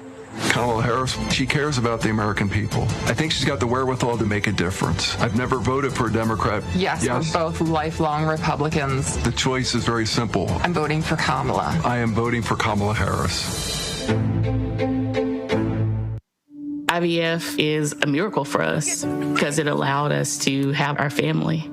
After having my daughter, I wanted more children, but my embryo transfer was canceled 8 days before the procedure. Donald Trump overturning Roe v. Wade stopped us from growing the family that we wanted. I don't want politicians telling me how or when I can have a baby. We need a president that will protect our rights, and that's Kamala Harris. I'm Kamala Harris, and I approve this message. Of 100 Republicans who worked in national security for Presidents Reagan, both Bushes, and for President Trump, now endorsing Harris for president. She came up as a prosecutor, an attorney general, into the Senate. She has the kind of character that's going to be necessary in the presidency. Vice President Harris is standing in the breach at a critical moment in our nation's history. We have a shared commitment as Americans to do what's right for this country. This year, I am proudly casting my vote for Vice President Kamala Harris. Former generals, secretaries of defense, secretaries of the Army, Navy, and Air Force, CIA directors, and National Security Council leaders under Democratic and Republican presidents, Republican members of Congress, and even former Trump administration officials agree there's only one candidate fit to lead our nation, and that's Kamala Harris. I'm Kamala Harris, and I approve this message. Wrongfully convicted. 5 teenagers were arrested, tried, convicted, and sent to prison. No men were exonerated. What he did to us, he tried to end us. Of course I hate these people. So-called the Central Park 5. Calling for execution. And let's all hate these people. We cannot have this man go into office again. And I want society to hate him. We were innocent kids. The confessions were coerced. Today, we are exonerated. That guy says he still stands by the original guilty verdict. This is about democracy being on the ballot. I have absolutely no compassion. Look at Kamala. She represents the kaleidoscope of the human family. There's something different happening in America. We will get the opportunity to build a future where we will be able to thrive and not just survive. Kamala Harris has never backed down from a challenge. She put cartel members and drug traffickers behind bars, and she will secure our border. Here's her plan: hire thousands more border agents, enforce the law and step up technology, and stop fentanyl smuggling and human trafficking. We need a leader with a real plan to fix the border, and that's Kamala Harris. I'm Kamala Harris, and I approve this message. What's up, everybody? It's your girl, Latasha from the A. And you're watching Roland Martin Unfiltered.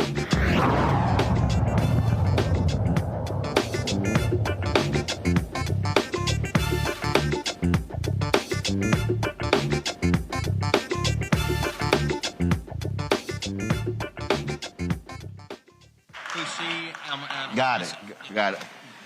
All right, folks, welcome back to Roland Martin Unfiltered on the Black Star Network. We're here at Elizabeth City State University. Glad to be here. Of course, North Carolina early voting begins tomorrow in this state. This is a critical state. Recent polling data came out just today showing Vice President Kamala Harris up 2 points here in North Carolina. They are doing lots of work in this particular state. She was here at East Carolina University on Sunday in Greenville. I was there while I interviewed her. And this is a state that they see that they can actually win. Joining us right now, one of 3 African-American members of Congress from North Carolina, Congressman Don Davis. Glad to have you here. So let's talk about what I was talking earlier with the brother from Black Voters Matter and some other places. I mean, again, when you look at this state, you got the Black Belt, North Carolina, Eastern North Carolina, but so much attention is always focused on the West. The reality is, there's a lot of black votes in the eastern part of this state. Roland, let me say first, you look great in the Elizabeth City T-shirt there. Well, here's the deal. And I have a standard rule. I only wear HBCU gear on my show, places where I've been to. All right. So if I'm correct now, this is the 59th HBCU out of the 107 I've actually been to. So this is the 59th. So well, you look great. The rest of them, if they ain't invited me, I don't wear them. And Elizabeth City, Elizabeth City State University is in North Carolina's first congressional district, and I'm proud. Viking pride. But let me, before I get into your question, I want to share something because we're talking about voting, engagement, empowerment. I remember at the North Carolina General Assembly, and you came. Mm-hmm. When there was a bill being rolled out in the appropriations, and there was language about closing the university. Yep. And if you remember, within about a 24-hour window, about 10,000 signatures came in to us. Mm-hmm. Now, you're talking about empowerment, when people care about something and they engage. Well, guess what? We are here today because the people engaged, and I still remember to this day. Oh yeah, no, I remember. You were getting the word out then, and the people spoke loudly, and it gave us all the ammunition as I was in the state Senate to go in and make the tough arguments. And as a result, we're here today. I want to give a big shout out to the mayor, my friend Kirk, and to Dr. Edmonds, who's leading us right now. But to your point, when we look at North Carolina, here's the deal. Oh, that's the band. Oh, that's the band. No. I know the audio problem. I was like, Anthony, what the hell going on? That's the band. The band's heading home, man. They're jamming out. Okay, so when you look at North Carolina, here's the deal. Candidates running statewide, they want to win Wake County, go to Durham, Orange, heading over to Guilford, Winston, over in Forsyth, down to Mecklenburg. You have Buncombe sitting out in the far west. But you cannot win this state without Eastern North Carolina. If you look at the history, even of our gubernatorial elections, many of the governors, Democratic governors in particular, have come from Eastern North Carolina. The challenge with Eastern North Carolina is Eastern North Carolina is so rural. And the answer to the question is about 748,000 or so in the congressional district. You're talking over 304,000 African Americans, about 30, the BVAP, the black voting age population, 39%. Mm-hmm. That's in the new sliced up map because G.K. Butterfield, who I replaced, right. Some say, you're in the Butterfield seat. And I say, do you realize this? He's been retired for about a year and a half, and this is the fourth different map that we've been on. Wow. Fourth. So North Carolina has not been a stranger to redrawing maps and going to court. Matter of fact, the court date's been set for next year of 2025 on this exact boundary again. But see, this is why I keep explaining to people when we say why voting matters, because there was a point a few years ago where Democrats could have had a 6-1 majority on the Supreme Court. And then you had an election, Sherry Beasley loses by 401 votes. Then it was 4-3. Then the next election, right now it's 5-2.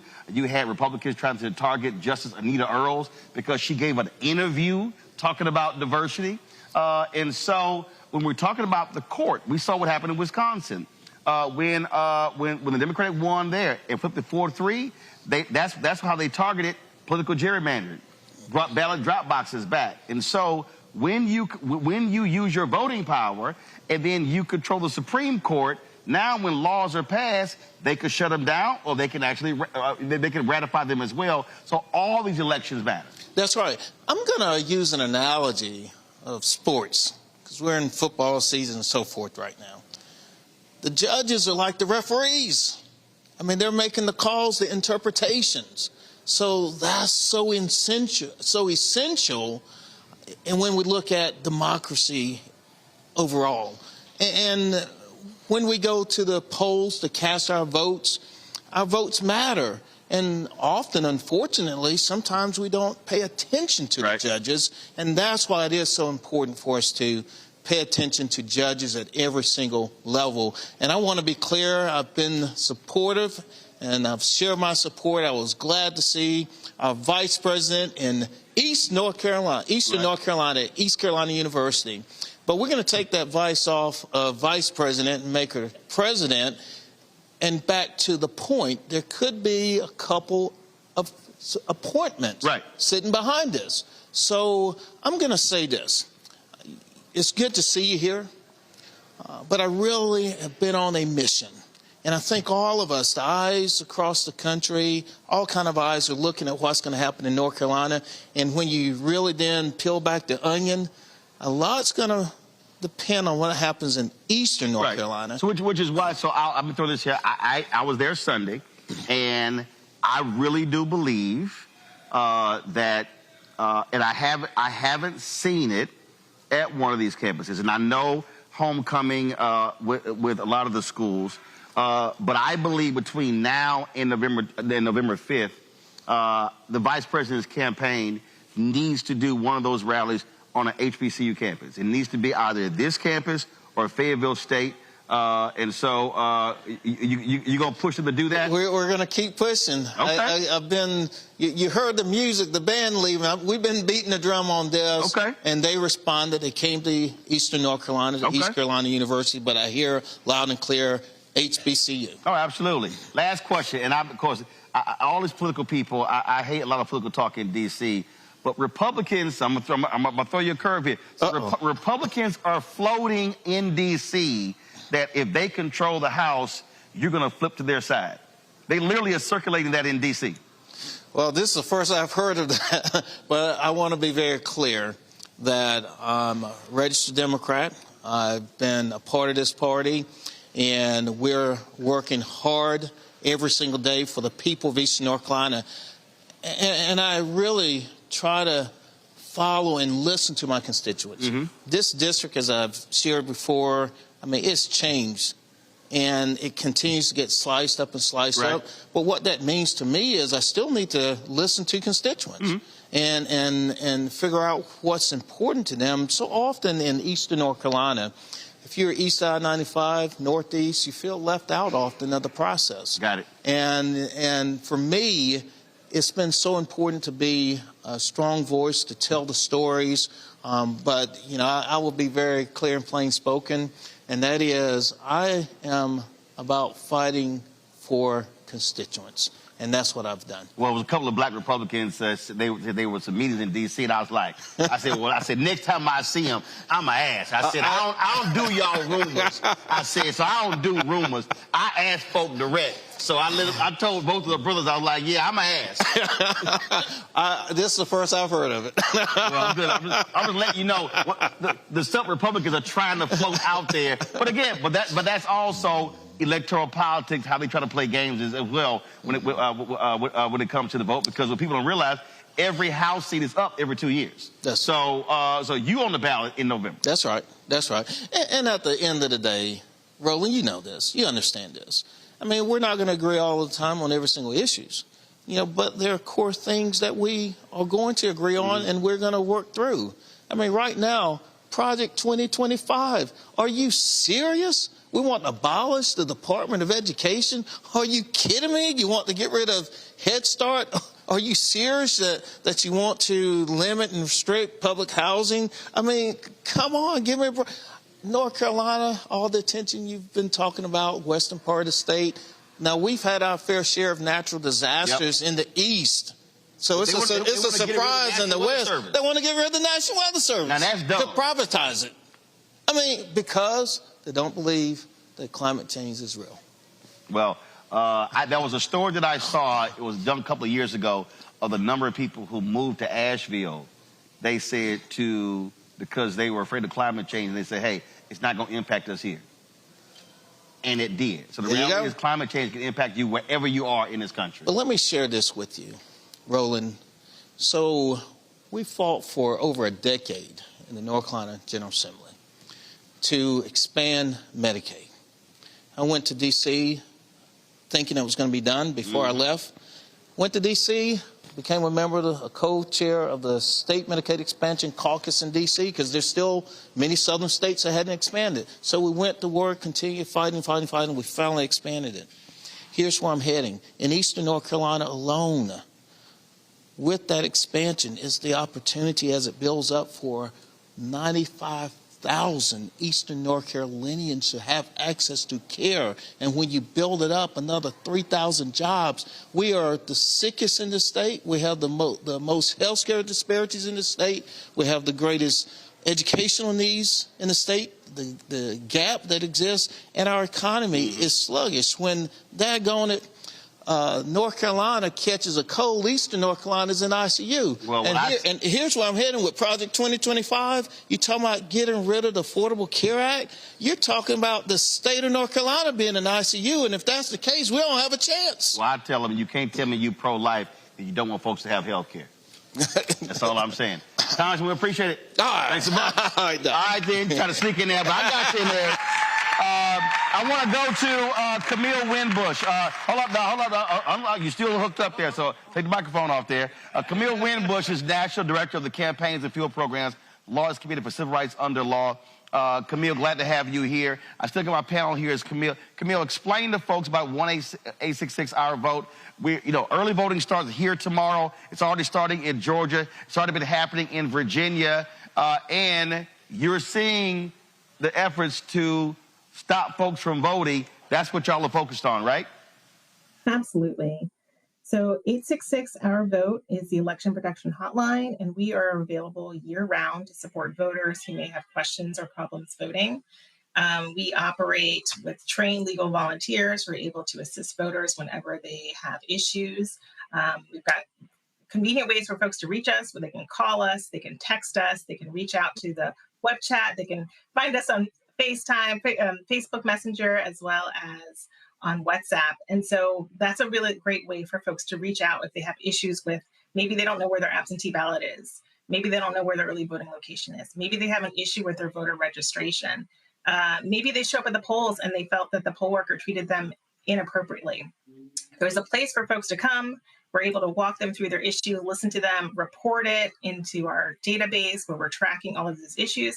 And then we have this really robust team of state and national partners, over 300 of them, a part of our Election Protection Coalition, who are there on the ground to solve those problems. We call election officials, we can write letters, we can get witness statements, take photos, gather evidence, and if necessary, go into court and actually help those voters.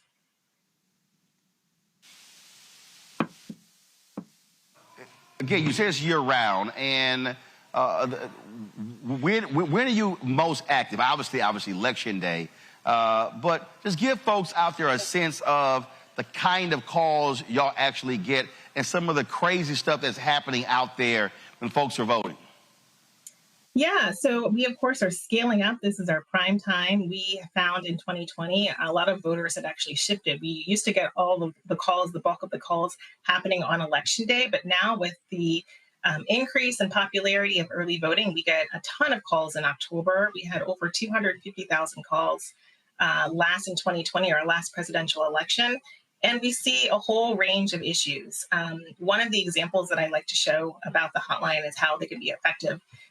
Back in 2020, there was this massive robocall scheme where two white supremacists wanted to stop Black folks from voting. And they targeted Black folks in Cleveland, they targeted them in Philadelphia and Detroit, and they sent this massive robocall out and said, hey, did you know that early voting, you're good on the rolls? That means that they're going to find you, they're going to find out your old warrants, they're going to be able to track you down and make you submit to mandatory vaccines. They can make you pay vaccines, fines. And so this was a very clear scheme to suppress the vote in Black communities and swing states. And so because we had the information from the robocall, the information come into the hotline, we're able to sort of step in and go to court and get a great award on behalf of the voters so that they wouldn't be turned away from the polls. We also have a system to be able to sort of, mass mobilize. Talking about, Camille, you're talking about those two races, Jacob Wohl as well as Jack Burkman. And they got sentenced to 500 hours of community service. But they've been doing all kind of ridiculous stuff for the last several years. And yeah, they got busted big time on that one. Absolutely.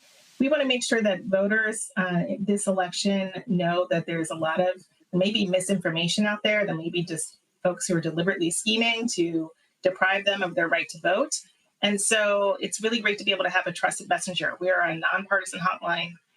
We've been doing this day in, day out for the last 20 years. And so we have trained legal folks who are able to walk them through every step of the laws. And, the laws are constantly changing. So it's helpful for folks to just have that peace of mind to know that we're not trying to sway a voter one way or the other. We're just trying to give them the factual information they need to vote. Camille, we appreciate it. 1-866-OUR-VOTE. Lawyers Committee for Civil Rights Under Law. Y'all been doing great work with this for a long time, and so it's really appreciate it. Thanks a lot. Thank you.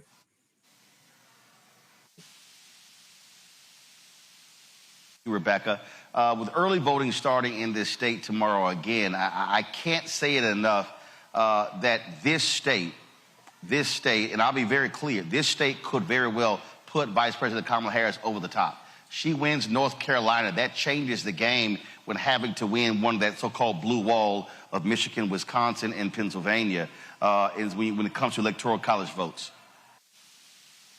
Since you're in North Carolina tonight, I need to shout out North Carolina Black Alliance because all the incredible work they're doing across the state, especially with their Raising the Bar program, which is doing extensive work with HBCU students on all of the institutions across the state, making sure that HBCUs are working in concert as they're increasing their civic education and civic engagement on campus.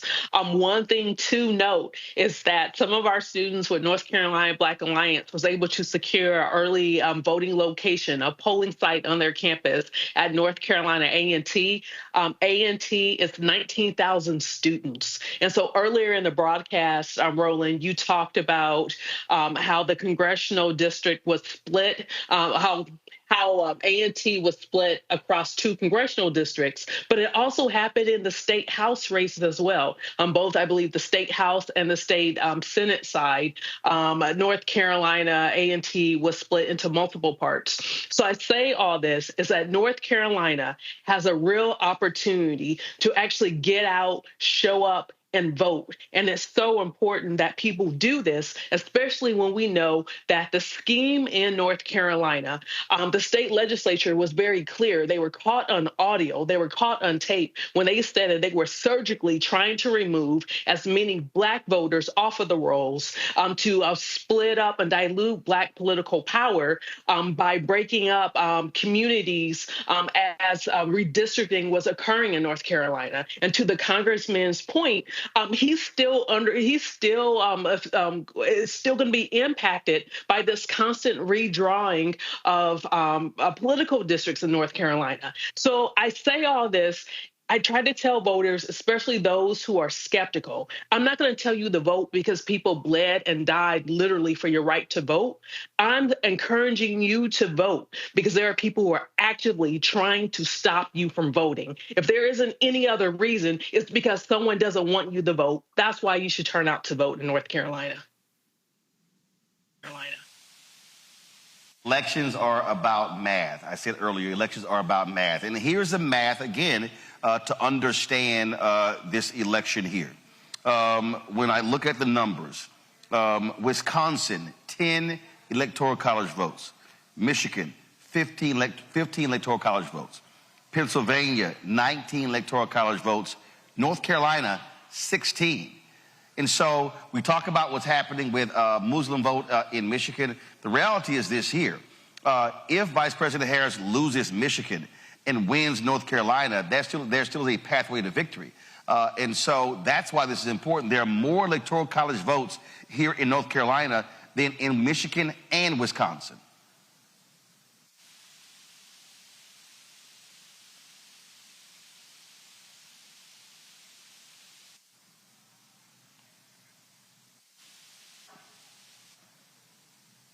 Can Robert hear me? Yeah, I hear you now. Sorry, I hear you now, Roland. Look, you're absolutely correct. I think this also shows the shift in voting demographics away from the Rust Belt, away from those traditionally Democratic base from the Kennedys and the 60s, et cetera, to the Sun Belt, where we're seeing, because of this mass migration, kind of the reverse of the Great Migration, people moving from the north to Atlanta, to Nashville, to Charlotte, to Asheville, all across the South. We're seeing a shift in the way that these races are run. And if we have a presidential election where Kamala Harris is able to win North Carolina, able to win Georgia, able to win Nevada, able to win Arizona, then that says to the party going forward that we have to cater to the needs of those areas. So when we talk about what has to happen educationally throughout the South and transportation-wise throughout the South, it means we have to start delivering these states for progressive candidates who actually believe in the values of those areas and actually believe in investing in such a way that will help us be able to develop and catch of many other parts of the country. Look, the squeaky wheel is going to get the grease, and the way that we squeak the loudest is by making sure we turn out and vote. Jade, we've said this over and over and over again. We said it over and over again, that if Democrats are paying attention, you cannot simply focus on large cities. You can't win Georgia unless you're talking to Albany, Savannah, Jonesboro, Statesboro, Athens, Augusta, those places. Same thing here in North Carolina. And so there has to be a strategy a rural strategy. Yesterday, Vice President Kamala Harris released her rural economic plan to specifically speak to these areas. That's exactly what should be happening. Yes, Roland, and I think that you're ingenious for going to these HBCUs, particularly in North Carolina, because I've spoken at Fayetteville State before, and I really do hope that they take that opportunity, because that is a rural area. However, it is a very powerful area. It could actually decide a lot of things in her favor. Those are areas that don't, they're not visited often when you talk about people running for office or political figures or that time of the year. So I do think these HBCUs, these universities in North Carolina and other states, I think that is going to be a big shift when parties are looking at potential voters to vote in their favor. All right, Jade, Robert, and Rebecca, I certainly appreciate it. Thank you so very much. Let me thank all the folks who were panelists on today's show as well. Let me also show appreciation to Elizabeth City State University for being on this campus. I've had a great time. My first time visiting this campus. I'm glad to be here. We were here covering the shooting 3 years ago in Elizabeth City, but the first time on the campus, and so I'm certainly glad to be here. Folks, don't forget tomorrow we are going to be in Rocky Mount. Y'all should have the graphic there, so let me know if you do. There you go. We're going to be at Word Tabernacle Church, 821 Word Plaza in Rocky Mount. So I want to see you guys there. Friday, we're going to be in the Seabrook Auditorium on the campus of Fayetteville State University. And so look forward to that. And so we are spending the next couple of days here in North Carolina. As I said, early voting begins tomorrow in North Carolina, folks. Please get out and vote. Don't wait until Election Day. As we always say, call your friends, your family, your church members, your fraternity brothers, sorority sisters. Call everyone to make sure that they're maximizing their vote. Because again, if we vote our numbers, I can guarantee you we are going to win. Folks, don't forget, support the work that we do. Join our Bring the Funk fan club. Our goal is to get 20,000 of our fans contributing on average $50 each a year. That's $4.19 a month, 13 cents a day. You can send your check-in money order to P.O. Box 57196, Washington, D.C., 20037-0196. PayPal is R. Martin Unfiltered. Venmo is RM Unfiltered. Zelle, Roland at RolandSMartin.com, Roland at RolandMartinUnfiltered.com. Also, download the Black Star Network app, Apple phone, Android phone, Apple TV, Android TV, Roku, Amazon Fire TV, Xbox One, Samsung Smart TV. And be sure to get a copy of my book, White Fear, How the Browning of America is Making White Folks Lose Their Minds. Available at bookstores nationwide, Target, Books A Million. Also, you can get the audio version on Audible. So again, we're here. Rocky Mount tomorrow, Fayetteville State on Friday, and then I'll be at Friendship West Baptist Church in Dallas on Sunday. Early voting starts in Texas on Monday, and so I'll be there with the Reverend Frederick Douglass Haynes III. We'll be broadcasting live from Dallas on Monday as well. Folks, that's it. Y'all know how we end the show. I'll see y'all tomorrow. Holla!